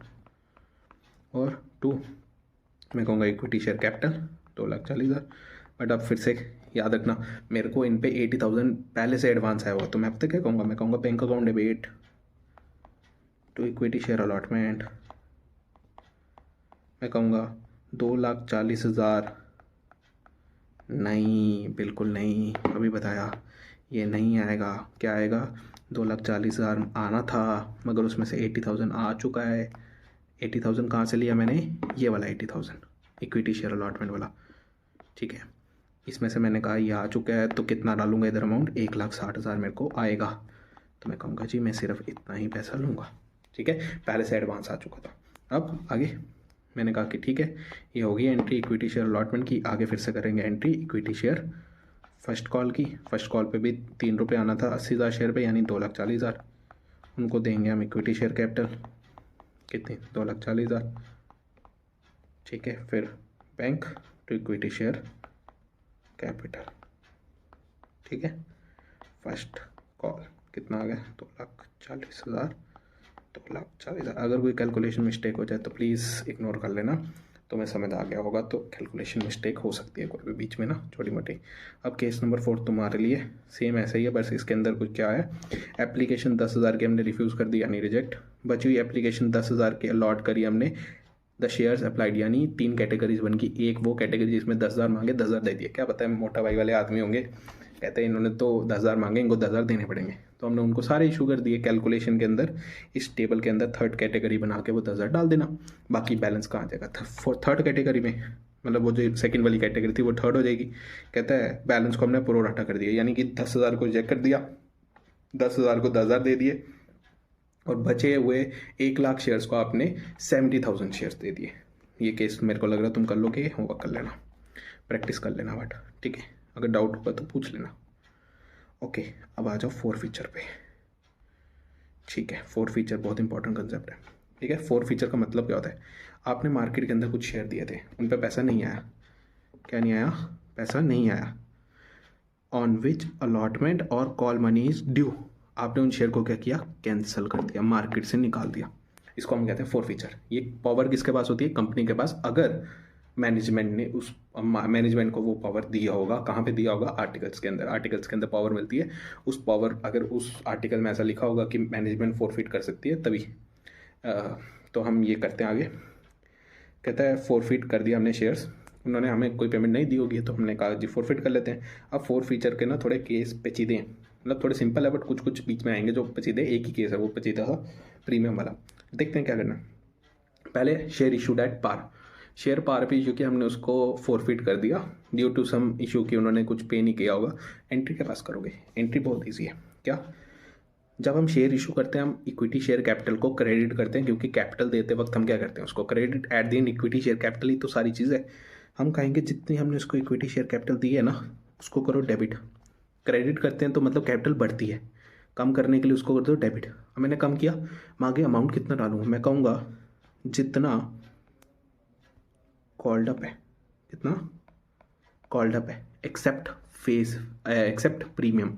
यहाँ पे सिर्फ कितना आएगा, फेस वैल्यू वाला कॉल्ड अप आएगा। मान लो मैंने 10 रुपये का एक शेयर है, मैंने इशू कर रहा हूँ 5 रुपये प्रीमियम पे, ठीक है। अलॉटमेंट पे मैं अभी तक ये मान लो मैंने सिर्फ एप्लीकेशन मंगाई है सिर्फ 5 रुपये की, और इसमें कोई अलॉट एप्लीकेशन प्रीमियम नहीं मंगाया है। दैट मीन्स मैं क्या बोलना चाहता हूँ, मैं कह रहा हूँ 10 रुपये का एक शेयर है, 5 रुपये प्रीमियम ले रहा हूँ मैं, यानी 15 रुपये का शेयर है। मैंने अभी तक सिर्फ एप्लीकेशन यानी सिर्फ 5 रुपये मंगाया, और वो प्रीमियम नहीं है, ये प्रीमियम नहीं है, सिर्फ फेस वैल्यू का है। तो मेरे को यही कॉल्ड अप मान के लिखना है, ठीक है। यानी इक्विटी शेयर में हमेशा फेस वैल्यू आएगी और उसमें प्रीमियम को इंक्लूड मत करना, ठीक है।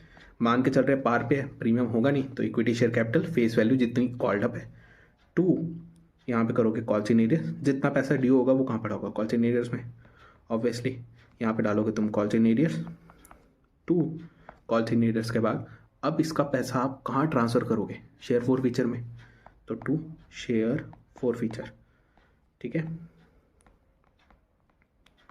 मैंने इधर क्रॉस क्रॉस क्यों डाल दिया, इधर पे लिख देता हूँ। यहाँ आएगा कॉल्ड अप ऊपर, यहाँ आएगा शेयर कॉल्स इन एरियर्स में अनपेड अमाउंट, और शेयर 4 फीचर में आएगा पेड अमाउंट। जो उसने पे किया होगा वही तो फोरफिट करेंगे। फोरफिट का मतलब होता है जब्त करना।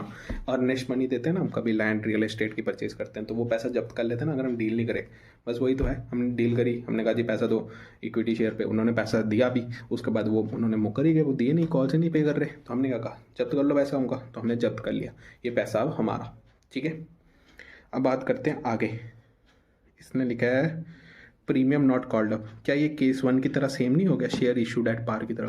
मैंने तुम्हें कहा मैंने पैसा जितना मांगा था मैंने उसमें प्रीमियम नहीं मांगा था, ठीक है। तो सेम चीज़ वही आ गई, जितना कॉल्ड अप होगा उतना इक्विटी शेयर कैपिटल में डाल दो, बाकी सारा कॉल्स इन एरियर्स और इक्विटी शेयर 4 फीचर अकाउंट, क्योंकि मैंने प्रीमियम नहीं मांगा अभी तक, राइट। इसीलिए ये एंट्री सेम हो जाएगी, इसलिए मैं वापस नहीं लिख रहा।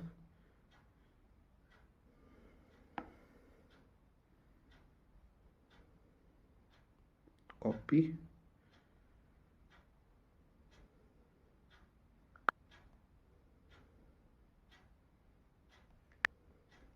पेस्ट,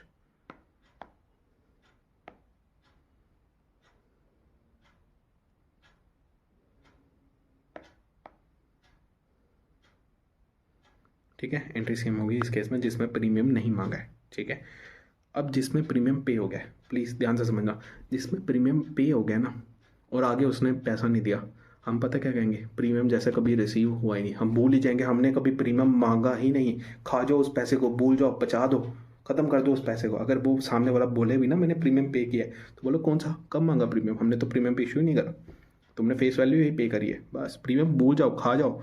एंट्री क्या होगी, सेम जैसे पहले करी, प्रीमियम भूल जाना। क्या एंट्री पास करोगे, equity share capital debit to calls in arrears to share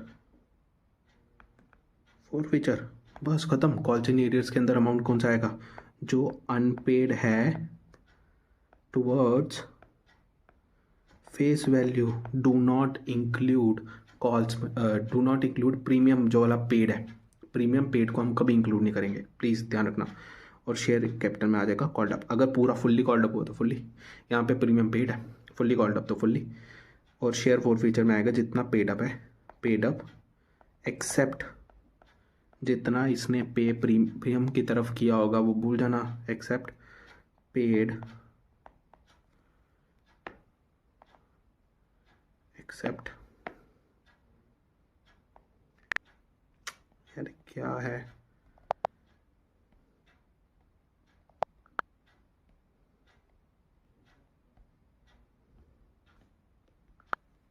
accept paid towards premium. मेरे को लग रहा है इस केस का मुझे तुम्हें एग्जांपल करवा देना चाहिए, उसके लिए एग्जांपल बना लेता हूँ फटाफट। मान लो एप्लीकेशन पे पैसा था, एप्लीकेशन है, फेस वैल्यू है शेयर की 10 रुपीज़, प्रीमियम पे लिया हमने 2 रुपये का। ठीक है, एप्लीकेशन में मान लो मैंने 4 रुपये मंगाया प्लस 2 रुपये प्रीमियम मंगाया, यानी 4 रुपये फेस वैल्यू का और ये प्रीमियम का, और बाकी मैंने बचा मंगाना था अलॉटमेंट पे। ठीक है, अलॉटमेंट पे कितना आना था मुझे, 4 और 6 आना था। ठीक है, 10 रुपये की फेस वैल्यू है, यानी टोटल 12 रुपये, ये टोटल आ गया 12 रुपये, 6 रुपये फेस वैल्यू का, 2 रुपये प्रीमियम का, ये प्रीमियम है। अब मानो जब इसने एप्लीकेशन भी होगी प्रीमियम पे किया होगा, दैट मीन्स ये 2 रुपीज़ पेड है, तो ये केस आ गया ना पेड वाला, प्रीमियम इज पेड। अब अलॉटमेंट इसने पे नहीं करी, अनपेड कितना है, 6 रुपये, कॉल्ड अप कितना है, 10 रुपये। जो यहाँ पे 12 बोलेंगे ना, 12 भाई वो गलत हो जाएगा, 12 पेड अप है, कॉल्ड अप है ही नहीं। कॉल्ड अप के अंदर हम कभी प्रीमियम को लेते ही नहीं, प्रीमियम मैंने तुम्हें कहा ना मांगा है मगर उसने पे भी कर दिया, तो भूल जाओ ना पे किया, ऐसा कुछ भूल जाओ। अब मैं पूछूंगा पेड कितना है, बच्चे कहेंगे सर पेड तो 4 रुपये एप्लीकेशन का, 2 रुपये प्रीमियम भी एप्लीकेशन में, 6 रुपये। मैं कहूँगा ये भी गलत, जब मैंने कहा मैंने कॉल्ड अप ही 10 की है, 12 रुपये की ने, 2 रुपये प्रीमियम का था, 2 रुपये तुमने पे कर दिए, यानी 2 रुपये भूल जाओ। तो ये वाला 2 रुपये भी भूल जाना जो तुमने पे किया है, यानी कि तुमने एक्चुअली पे कितना किया, 4 रुपये, मतलब 4 फीचर के अंदर कितना जाएगा, 4 रुपये। एंट्री पूछूँ, इक्विटी शेयर कैपिटल डेबिट, मैंने कहा फेस वैल्यू से करते हैं, यानी कॉल्ड अप अमाउंट से, कॉल्ड अप कितना है इस केस में। अब क्योंकि क्वेश्चन ही कर रहे हैं तो मैं बता देता हूँ, फेस वैल्यू है 10 रुपीज़, कॉल्ड अप भी 10 रुपीज़ है। अनपेड कितना है, मतलब 2 कॉल्स इन, इसको क्या हो गया, 2 कॉल्स इन एरियर्स, कितना आएगा, 2 कॉल्स इन एरियर्स, जितना अमाउंट अनपेड है, अनपेड कितना है, 6 रुपये। 2 शेयर फॉर फीचर, क्या मैंने प्रीमियम पे कर दी है, बिल्कुल कर दी है, तो प्रीमियम के प्रति जितना पैसा पे किया भूल जाओ। 2 रुपये पे किए ना, 6 में से 6 टोटल पे किया था उसने, 2 रुपये प्रीमियम था, 4 रुपये उसने पे किया एट द एंड, तो 4 रुपये भूल जाओ। मतलब 2 रुपये प्रीमियम यहाँ से खा जाओ कॉल्ड अप में से, 2 रुपये पेड अप से खा जाओ, भूल जाओ। ठीक है, सिंपल था। अब आएगी प्रीमियम अनपेड है, अगर प्रीमियम अनपेड है, प्रीमियम अनपेड है, मैं अनपेड वाला करा रहा हूँ, यानी कि एग्जाम्पल के तौर पे कराता हूँ, फिर उसके साथ एंट्री बताऊँगा। एग्जाम्पल के तौर पे यही एग्जाम्पल ले लो, एप्लीकेशन पे मांगा 4 रुपये और अलॉटमेंट में मांगा 6 + 2 रुपये प्रीमियम, टोटल मांगना था 12 रुपये। ठीक है, ये प्रीमियम है जो मैंने अनसर्कल किया, तो मतलब 4 रुपये मेरे को एप्लीकेशन पे आना था और ये इस पे आना था, अब इसका मतलब प्रीमियम पेड नहीं है। ठीक है, अब ऐसा समझना, जब प्रीमियम पे करते हैं भूल जाते हैं ना, अब जब प्रीमियम नहीं पे करते ना सामने की इतनी इंसल्ट करो, इतनी बेइज्जती करो, सिक्योरिटी प्रीमियम डाल दो उसके अंदर, मतलब इतनी बेइज्जती करो कि तूने पे नहीं किया यार, मतलब इतना उसको मतलब इतनी शर्म आ जाए उसको, ऐसी बेइज्जती करो कि जी तूने प्रीमियम पे नहीं किया, तूने और कुछ नहीं, प्रीमियम तो पे किया ही नहीं किया, ठीक है ना। सिर्फ एक ही केस है जिसके अंदर ऐसा बेइज्जती करनी है उसकी, वो यही है कि जिसमें कि जी उसने प्रीमियम पे नहीं करा। अब वो कैसे करेंगे, मैं कहूँगा इक्विटी शेयर कैपिटल मैंने अभी तक तुमसे कितनी मंगाई है, इसमें हमेशा फेस वैल्यू से डालते हैं, नॉमिनल वैल्यू से। मैंने कितनी कॉल्ड अप किए, 10 रुपये, क्योंकि उसने अलॉटमेंट ऑब्वियसली एप्लीकेशन पे की होगी तो अलॉटमेंट पे नहीं की होगी, 10 रुपये मांगे थे। और इसमें से कॉल्स इन एरियर्स कितना है और कितना शेयर फोर फीचर आएगा, उसके लिए ना मैं तुमसे 2-3 क्वेश्चन पूछूंगा। क्या, सबसे पहला क्वेश्चन, कॉल्ड अप कितना है, कॉल्ड अप, उसके बाद पेड अप, उसके बाद मतलब पेड अप का मतलब है पेड कितना है उसमें से, ठीक है, और कितना अनपेड है। बस ये 3 चीज़ें मैं तुमसे जानना चाहता हूँ। सबसे मैं कहूँगा कॉल्ड अप कितना है, क्या उसने प्रीमियम पे किया, पहला क्वेश्चन, नहीं किया, यानी कि कॉल्ड तुमने 10 रुपये नहीं किया, तुमने 12 रुपये किए। अब तुम उसको जिताओगे ना, उसको बोलोगे तूने 12 रुपये देने थे, प्रीमियम आ जाता तो मैं उसको क्या कहता, तूने तो 10 रुपये ही देने थे, 2 रुपये तूने पे कर दिया, भूल जाओ। अब अगर उसने सिक्योरिटी प्रीमियम नहीं पे करा तो पहले उसको जिताओ कि तूने 12 रुपये देने थे, तूने 12 रुपये नहीं दिए। तो मैं कहूँगा कॉल्ड अप कितना है, 12 रुपये, बट 12 का ब्रेकअप करके बताऊँगा। मैं कहूँगा 10 रुपये फेस वैल्यू का, 2 रुपये प्रीमियम का। अब प्रीमियम क्योंकि हम पहले एंट्रीज में क्रेडिट करते थे, क्योंकि वो रिजर्व है, प्रॉफिट है, उसको क्रेडिट करते थे, अब खत्म करने के लिए क्या करोगे, डेबिट। तो मैं कहूँगा इक्विटी शेयर जैसे डेबिट करा ना, सिक्योरिटी प्रीमियम को क्या करो, डेबिट कर दो। अब 2 रुपये से करना, इक्विटी शेयर कैपिटल को 10 रुपये से, सिक्योरिटी प्रीमियम को 2 रुपये से। क्यों, फेस वैल्यू जितनी कॉल्ड किया वो वहाँ आ जाएगी, और जितनी प्रीमियम कॉल्ड की है वो यहाँ आ जाएगी, मगर उसने पे नहीं किया इसलिए सिर्फ आया है। ये किस केस में है, स्पेसिफिकली 12, पहले भी हुआ ऐसे ही सेम केस था, 12 रुपये ही कॉल था, बट मैंने तुम्हें कहा 12 नहीं लेना, कितना लेना, 10, क्योंकि उसने पे कर दिया था प्रीमियम। अब इस केस में प्रीमियम नहीं पे किया इसलिए मैंने यहाँ 12 लिखा है, ठीक है। अब मैं कहूँगा पेड कितना है, क्या उसने प्रीमियम पे किया, नहीं किया, पेड तो यहाँ पे सीधा सीधा 4 रुपये आएगा क्योंकि एप्लीकेशन ही पे किया। अनपेड कितना है, अब उसने प्रीमियम पे नहीं किया, यानी कि उसकी जितनी लाइबिलिटी बनती थी उतनी हम उसको जिताएंगे, इज्जत उड़ाएंगे। तो मैं कहूँगा 12 रुपये में से तूने सिर्फ 4 रुपये पी के, तो अनपेड कितना है, 8 रुपये, सिंपल। अब पहले वाले केस में हमने क्या कहा था, 8 की जगह इसको कर देना 6 रुपये, क्योंकि उसने प्रीमियम पे कर दिया, ओ सॉरी वो पेड अप में कहा था। बट यहाँ के अंदर मैं अनपेड कितना कहूँगा कि जी तूने ऐसे कहना था कि 6 रुपये अनपेड है, क्योंकि हम प्रीमियम कंसिडर नहीं कर रहे थे पहले, ठीक है, मगर अब तूने प्रीमियम पे नहीं किया इसलिए उसको कंसिडर करो, तो कहूँगा 6 + 2 8 रुपये तेरा कॉल्स इन एरियर्स है। तो अब मैं इधर लिखूँगा पता कैसे, यहाँ पे लिखूँगा कॉल्स इन एरियर्स है 8 रुपये, और शेयर फोर फीचर में जाएगा 4 रुपये, उससे प्रीमियम पे नहीं किया। ये एंट्री कैसे ही, 6 + 2, 2 आया यहाँ से सिक्योरिटी प्रीमियम का, और यहाँ पे 6 रुपये आया फेस वैल्यू का जो तूने पे नहीं किया, ठीक है, फेस वैल्यू नहीं है, फेस वैल्यू के प्रति जो तूने पे नहीं किया वो आया, ठीक है। ये समझ आ गया होगा कि इस क्वेश्चंस कर लोगे इसके तो हो जाएगा तुम्हारा फोर फीचर पूरा क्लियर, ठीक है। आगे चलते हैं, ओह बहुत बड़े आगे, रीइशू, उसके बाद क्या बड़ा है, रीइशू के बाद, ओह बढ़िया बढ़िया, रीइशू के बाद मैंने कुछ नहीं रखा है, वो अगली वीडियो में है क्वेश्चन। आ जाओ चलो लास्ट रीइशू। अब रीइशू पे मैंने तुम्हें कहा था डिस्काउंट पे भी होता है, पार पे भी होता है, और प्रीमियम पे भी होता है। रीइशू का मतलब क्या है, जो मैंने मार्केट से शेयर फोरफीट किए ना, अब मार्केट में उनको वापस दे रहा हूँ, बस ऐसा समझ लो, वापस दूंगा। तो अब ये सेकेंड हैंड माल की तरह नहीं हो गया, अब सेकेंड हैंड माल सस्ते में भी बिकता है, महंगे में भी बिकता है, अगर अच्छी वैल्यू का हुआ तो महंगा भी बिकेगा। कहते हैं ना वो हमारी पॉन शॉप्स आती हैं जो टीवी में दिखाते हैं, उस पर एंटीक सामान होता है वो महंगा बिकता है, कुछ सस्ता सामान होता है सस्ता बिक जाता है, होता है बिजनेस में, ऐसा ही बिजनेस मॉडल है वो। तो इस केस में क्या होगा, रीइशू शेयर्ड है, अच्छी कंपनी होगी तो महंगे में बिक जाएगा, सस्ती कंपनी होगी तो सस्ते में बिक जाएगा। तो डिस्काउंट भी हो सकता है, पार पे भी हो सकता है, और प्रीमियम पे भी हो सकता है। अब रीइशू का मतलब क्या है, आप शेयर को इशू कर रहे हो बट उसके बदले पैसे पार लोगे, प्रीमियम पे लोगे या फिर डिस्काउंट पे लोगे। अब एंट्री क्या करोगे, क्या रीइशू पे पैसा आ रहा है, ऑब्वियसली एंट्री क्या होगी, बैंक अकाउंट डेबिट। अगर मैं पार की बात करूँ कि जितने का शेयर है उतने का दे रहा हूँ, bank account debit to equity share capital, इसमें एप्लीकेशन अलॉटमेंट कुछ नहीं करना, सीधे इक्विटी शेयर कैपिटल। अब क्वेश्चन का आएगा यार फुल्ली पेड अप शेयर है, तो फुल्ली पेड अप यानी 10 रुपये, तो आप 10 रुपये दोनों जगह डाल दोगे, आपको कहोगे बैंक में भी 10 रुपये आए, इक्विटी शेयर भी 10 रुपये का है। अगर मान लो वो कहता है फुल्ली पेड अप की जगह वो शेयर है मान लो 8 रुपये का, तो आप कहोगे जी 8 रुपये का शेयर है, आपने 8 रुपये मांगे तो 8 × 8 दोनों 8 आ जाएंगे। अब इस केस में ना मैंने क्वेश्चन लिया हुआ है, क्वेश्चन उसके साथ एंट्री कराऊंगा, बट यहाँ पे मैं एंट्री लिख रहा हूँ मैं bank to equity share capital, खत्म, पार खत्म, और कुछ नहीं करना इशू में, बस यही है। ठीक है। अगर मैं कहता हूँ डिस्काउंट पे, ध्यान से समझना, डिस्काउंट पे मतलब है बैंक में पैसा कमाया, बैंक अकाउंट डेबिट कर दिया, मगर क्या इक्विटी शेयर कैपिटल ज़्यादा की दूंगा उसको। मान लो यहाँ पे इस केस में मैं 10 रुपये की इक्विटी शेयर कैपिटल ले रहा हूँ और बैंक में सिर्फ 8 रुपये ले रहा हूँ, तो 2 रुपये कहाँ से लूँगा। मैंने कहा था ना शेयर फॉरफिट करते समय आपने कुछ अर्नेस्ट मनी जब्त की थी जो शेयर फॉर फीचर अकाउंट में पड़ी थी, उसको हम यहाँ यूज़ करेंगे। मैं कहूँगा शेयर फॉर फीचर डेबिट 2 रुपये, ये पढ़ो, हमने अभी पीछे वाले पढ़ के आए हैं। ये जो हम शेयर फॉर फीचर अकाउंट जहाँ जहाँ डाल रहे थे ना, ये अर्नेस्ट मनी वाला, यही अकाउंट अब मैं पहले क्रेडिट किया, अब क्या कर रहा हूँ, डेबिट करके ख़त्म कर रहा हूँ कि मैंने इसका डिस्काउंट दे दिया।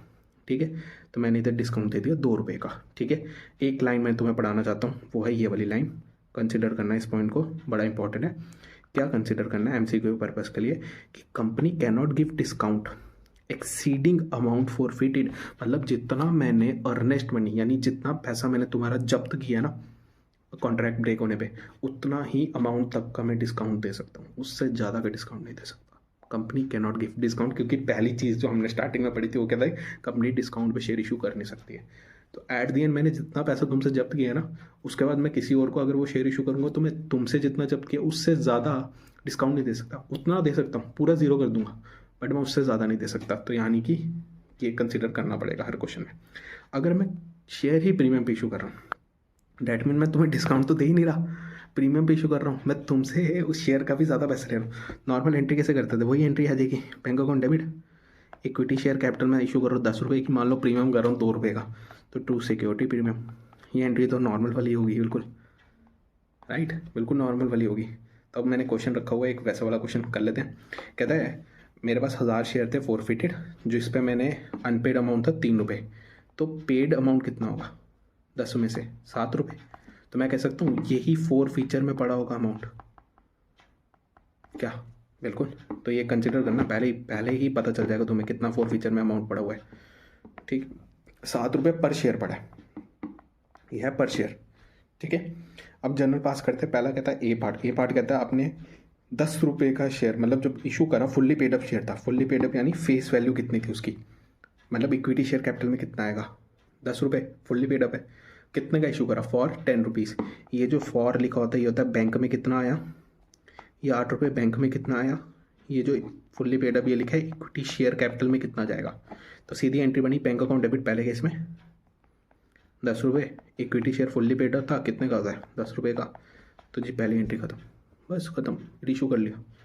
B part bank account debit, हुआ बनाया हुआ ऐसे ही रीशू का, बैंक अकाउंट डेबिट कितना बैंक में कह रहा है 8 रुपये, ठीक है, इक्विटी शेयर कितने की दे रहा हूँ फुल्ली पेड अप कह रहा है, तो 10 रुपये हो गया फुल्ली पेड अप, राइट।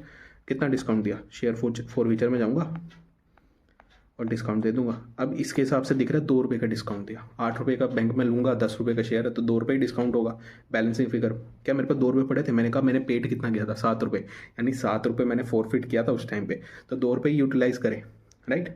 अब ध्यान रखना, जब आपने वो पैसा यूज़ कर लिया, क्या उस मनी का आप कोई रोल, तुमने पहले जब फॉर फीचर किया था वो शेयर मार्केट में उतरता, तुम उस discount as a discount use करते, क्या उसका अब कोई यूज़ है, वो पैसा तुम्हारा प्रॉफिट बन गया। अब उस प्रॉफिट को ना हम शेयर फॉर फीचर में नहीं रखते, उसको हम ट्रांसफ़र करते हैं एक अकाउंट में जिसका नाम है कैपिटल रिजर्व, वो प्रॉफिट है इसलिए। तो हम यहाँ पे एंट्री पास करते हैं शेयर फॉर फीचर डेबिट, क्योंकि फॉर फीचर हमारा क्रेडिट बैलेंस पड़ा होता है, जब हम उसको डालते हैं फॉर फीचर वाली एंट्री में क्रेडिट करते थे, अब तुमने उसको डेबिट करके थोड़ा सा ख़त्म किया, यानी 7 रुपये में से 2 रुपये यूज़ कर लिए, बचे हुए क्या करोगे, शेयर फॉर फीचर अकाउंट से निकाल के कहाँ डालोगे कैपिटल रिजर्व में। बट यहाँ पे मैंने कंसिडर नहीं किया एक चीज़, क्या 1000 शेयर्स थे, तो प्लीज़ तुम कर लेना, पहले में आएगा 10,000, दूसरे में आएगा 8,000 और 2,000 का डिस्काउंट, और यहाँ पे 10,000 आ जाएगा। अब मैं कहूँगा कि शेयर फॉर फीचर में से मैंने कितना पैसा और मतलब प्रॉफिट बचा, मैं कहूँगा 7 रुपये मैंने फॉरफिट किया था पर शेयर, मैंने यूज़ कितना करा 2 रुपये पर शेयर यूज़ करा, इनटू कितने शेयर पे प्रॉफिट हुआ मुझे 10,000 शेयर पे। मैंने इसका पूरा एक फॉर्मेट स्टेप बाय स्टेप बनाया हुआ है जो कि तुम्हारा बहुत आसान कर देगा रीइशू, वो ज़रूर कंसिडर करना, मैं भी कराऊंगा, ठीक है, वो ज़रूर करना, अगर वो आ गया पेपर में बहुत आसान हो जाएगा। कैपिटल रिजर्व, बच्चे यहाँ पे फंसते हैं कैपिटल रिजर्व पे। Share forfeiture to capital reserve amount आएगा 5,000 5,000, ठीक है। उसके बाद ये आ गया मेरा प्रॉफिट। ये प्रॉफिट कैसे आया, हर शेयर पे 5 रुपये कमाए, 7 रुपये पहले फॉरफिट किए थे, 2 रुपये यूज़ कर लिया, यानी 5 रुपये मेरा प्रॉफिट हो गया।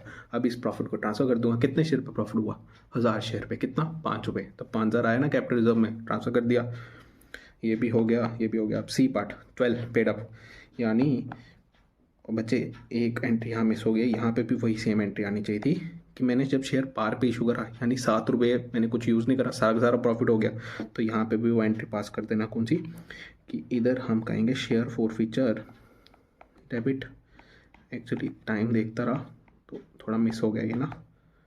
कैपिटल रिजर्व कितना आएगा, मेरे को 7 पर शेयर प्रॉफिट हुआ क्योंकि यूज़ कुछ नहीं करा, तो -0 इंटू 1000 शेयर पे, तो 7,000 रुपये मेरे को प्रॉफिट हो गया, हर शेयर पे 7 रुपये, ठीक है। ये एंट्री प्लीज़ डाल लेना इधर। अब लास्ट पार्ट है सी पार्ट, वो कहता है फुल्ली पेड अप है, 12 रुपये का एक शेयर है, तो मैं कहूँगा कि मैंने बैंक में पैसा लिया, बैंक में पैसा कितना लिया, हर शेयर पे 12 रुपये, यानी टोटल कितना पैसा लिया, 12,000।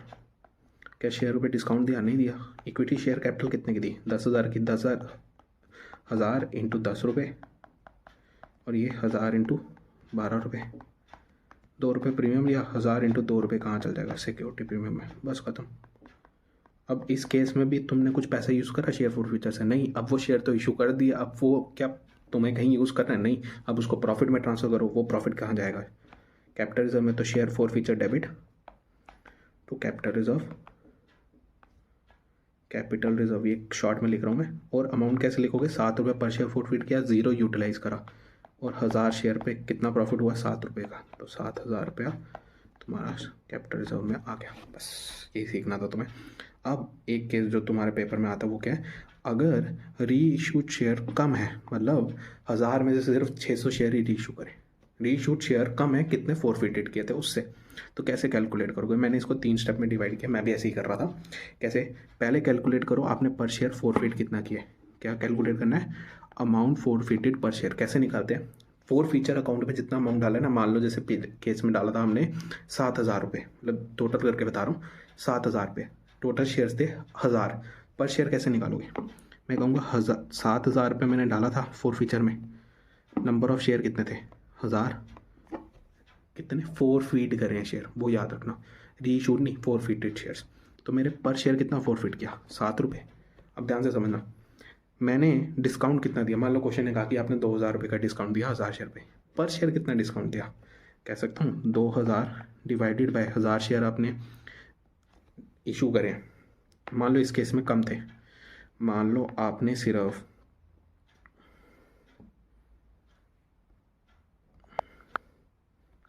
मान लो आपने सिर्फ 600 शेयर ही रीइशू करे, ठीक है, तो डिस्काउंट कितने शेयर पे दोगे, 600 शेयर पे, मान लो 500 शेयर रीइशू करे, तो 500 शेयर पे इधर मान लेते हैं 500 शेयर रीइशू करे, तो अब 2000 डिस्काउंट दिया 500 शेयर पे, तो पर शेयर डिस्काउंट कितना दिया, ये है 500 शेयर, और ये ऊपर रुपीज़ है, 2000 डिस्काउंट दिया टोटल, कितने शेयर पे, 500 शेयर पे, तो पर शेयर कितना डिस्काउंट दिया, 4 रुपीज़ का। मैंने पर शेयर फॉरफिट कितना किया था, मगर मैंने फॉरफिट किया था 1000, अभी रीइशू कितना कर रहा हूँ, सिर्फ 500, एग्जाम्पल लिखी नहीं है बट आगे है, ठीक है, ये ऐसे जर्नल सिखा रहा हूँ। 1000 शेयर फॉरफिट किए थे, रीइशू कर रहा हूँ 500, 1000 शेयर पे फॉरफिट किया था 7,000 रुपये, यानी पर शेयर 7 रुपये फॉरफिट किया, मैंने जब्त किया। अब जब डिस्काउंट दे रहा हूँ तो 500 शेयर पे मैं डिस्काउंट दे रहा हूँ 2,000 रुपये का, यानी 4 रुपये पर शेयर। तो जब मैं री इशू निकालूंगा कि कैपिटल रिजर्व में मेरा प्रॉफिट कितना जाएगा, मैं सिंपल कहूँगा, मैं कहूँगा 7 रुपये फॉरफिट किया, 4 रुपये यूटिलाइज़ किया, बैलेंस कितना बचा, 3 रुपये। 3 रुपये क्या मैंने किसी को देना है, नहीं, मेरा प्रॉफिट हो गया, इनटू कितने शेयर रीइशू कर रहा हूँ, सिर्फ उन पे ही प्रॉफिट होगा जो रीइशू करती हैं, क्योंकि बैलेंस अभी भी रीइशू हो सकते हैं। कहूँगा 500 शेयर पे प्रॉफिट हुआ, कितना हो गया, 1500 रुपया। बस ये चीज़ समझनी है। आगे एक क्वेश्चन रखा है वो कर लेते हैं, ठीक है। ये मैंने एक नोट लिखा है कि अगर किसी केस में एक कैटेगरी से ज़्यादा शेयर्स हैं, मतलब मान लो एक के आपने अलॉटमेंट पे फॉरवर्ड किया, एक के आपने फर्स्ट कॉल पे, एक सेकंड कॉल पे, तो सबका स्टेप नंबर 1 अलग कैलकुलेट करना, स्टेप 2 तो सेम ही रहेगा। स्टेप 1 का मतलब है कि कितना अमाउंट फॉरफिट किया, हर एक के ऊपर अलग अलग अमाउंट फॉरफिट किया होगा, तो पर शेयर सबका अलग आएगा। फिर डिस्काउंट सबका सेम ही होगा क्योंकि इकट्ठे ही इशू करते हैं, तो वो माइनस करोगे तो हर एक का अलग निकलेगा। तो प्लीज़ वो कंसिडर कर लेना, क्वेश्चन करोगे तब समझ आ जाएगा तुम्हें, या मैं देखता हूँ करवा लेता हूँ, मैंने शायद दिखी भी होगी एग्जाम्पल में, देख लेता हूँ। तो मैं पहले टाइम को कंसिडर करके चलूँगा, 1:20 हो गया, 1 घंटा 20 मिनट हो गया। अब ये समझ लो, पहले कहता है 1000 शेयर आपने फॉरफिट करें, अनपेड अमाउंट था 4 रुपये, तो पेड अमाउंट कितना हो गया 6 रुपये। कहता है 600 शेयर रीइशू कर रहे हो आप 9 रुपये के, फुल्ली पेड अप, यानी कि शेयर फॉरफिटेड अमाउंट कितना है, 1000 शेयर पे आपने 6 रुपये फॉरफिट करा है। अनपेड 4 है तो 10 रुपये का एक शेयर था, 4 रुपये अनपेड है तो 6 पेड अप होगा, 6000 रुपया जब शेयर फॉरफिट किया होगा। अब जब रीइशू कर रहा हूँ मैं, कितने शेयर रीइशू कर रहा हूँ, सिर्फ और सिर्फ 600 शेयर, वो भी कितने पे 9 पर शेयर पे। एंट्री क्या पास करूँगा, मैं कहूँगा बैंक अकाउंट डेबिट, 9 रुपये पे इशू कर रहा हूँ, कितने शेयर 600, 600 इंटू 9 रुपये, 600 इंटू 9 कितना हो गया 5400, 600 इंटू 9, ठीक है। और इक्विटी शेयर कैपिटल कितने की दे रहा हूँ, वो तो 10 रुपये की दूंगा, 600 इंटू 10, क्योंकि फुल्ली पेड अप लिखा है मैंने आगे, तो मैं कहूँगा 6000 रुपये की। तो बचा हुआ क्या डिस्काउंट, कितना डिस्काउंट हुआ, मेरे को अमाउंट पता चल गया 600, ध्यान रखना। शेयर फॉर फीचर अमाउंट कितना पता चला मुझे 600। सबसे पहले मैं क्या निकालूंगा, पर शेयर कितना किया, पर शेयर डिस्काउंट कितना है, स्टेप नंबर 2 जो था पर शेयर डिस्काउंट, कहूँगा 600 डिस्काउंट दिया मैंने कितने शेयर पे, जितने मैंने रीइशू करे, रीइशू थे 600 शेयर, पर शेयर कितना डिस्काउंट दिया ₹1 का, नीचे शेयर ऊपर अमाउंट, ठीक है 600/600 ₹1 का। अब पर शेयर फॉरफिट कितना किया था, याद रखना स्टेप नंबर 1 पर शेयर फॉरफिचर, मैं कहूँगा मैंने फॉरफिट करे 1000 शेयर्स और मेरे को हर शेयर पे मिला 6000, मतलब टोटल 6000 रुपये फॉरफिचर में मिला। मैं कहूँगा ₹6 पर शेयर मैंने फॉरफिट किया, पर शेयर डिस्काउंट कितना दिया पर शेयर, 1 रुपये का, अभी निकाला, इसको देखो ये 1 रुपये डिस्काउंट दिया, ये पर शेयर 6 रुपये फॉरफिट किया था। अब मुझे सीधा साफ साफ बताना, 6 रुपये फॉरफिट कर रहे हो, 1 रुपये यूटिलाइज करो, कितना प्रॉफिट हुआ 5 रुपये, मगर जितने शेयर रीइशू कर रहे हो प्रॉफिट उन पर ही होगा। तो मैं एंट्री पास करूँगा, share forfeiture debit to equity नहीं टू कैपिटल रिजर्व, प्रॉफिट होगा 600 शेयर पे कितना प्रॉफिट होगा, मैं कह रहा हूँ 7 रुपये, 6 रुपये मैंने फॉरफिट किया, 1 यूटिलाइज़ किया, यानी 5 रुपये प्रॉफिट हुआ, 600 शेयर पे कितना प्रॉफिट हुआ 3000 रुपया। बैलेंस कब ट्रांसफर होगा, जो बैलेंस अमाउंट शेयर फॉरफिचर में पड़ा वो कब ट्रांसफर होगा, जब मैं बचे हुए शेयर इशू कर दूंगा, यानी 400 जब बैलेंस रीइशू करूंगा उस पर जो प्रॉफिट होगा वही ट्रांसफर करूँगा कैपिटल रिजर्व में। मगर पैसा कब ट्रांसफर होगा, जब भी मैं उनको रीइशू कर रहा हूँ, उससे पहले ट्रांसफर नहीं होगा। तो यहाँ मैं ख़त्म करता हूँ यार, ये क्वेश्चन आप ट्राई कर लेना, मैंने क्वेश्चन लिखा है तो ये ट्राई कर लेना। अगर नहीं आएगा तो मुझे आप भेजना, तो मैं ये कर दूंगा। मैं तुम्हें बता देता हूँ कैसे कर सकते हो आप मुझे कांटेक्ट, ये मेरा नंबर है, आप इस पर कांटेक्ट कर सकते हो 60053068, आप इस पर मुझे कांटेक्ट कर सकते हो।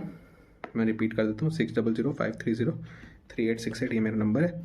तो आप इस पर मुझे कांटेक्ट कर सकते हैं और डाउट पूछ सकते हैं, और इवन अपने जूनियर्स के साथ शेयर करो 11th के साथ। मैं जम्मू से हूँ, तो अगर जम्मू से कोई स्टूडेंट पढ़ना चाहता है मेरे से लाइव है तो वो मुझे कर सकता है मैसेज या फिर कॉल। तो 2025 को बैच में लूँगा, सिर्फ 12th का लूँगा, 11th का नहीं लूँगा। तो ठीक है, मिलते हैं, सी यू नारा, बाय बाय।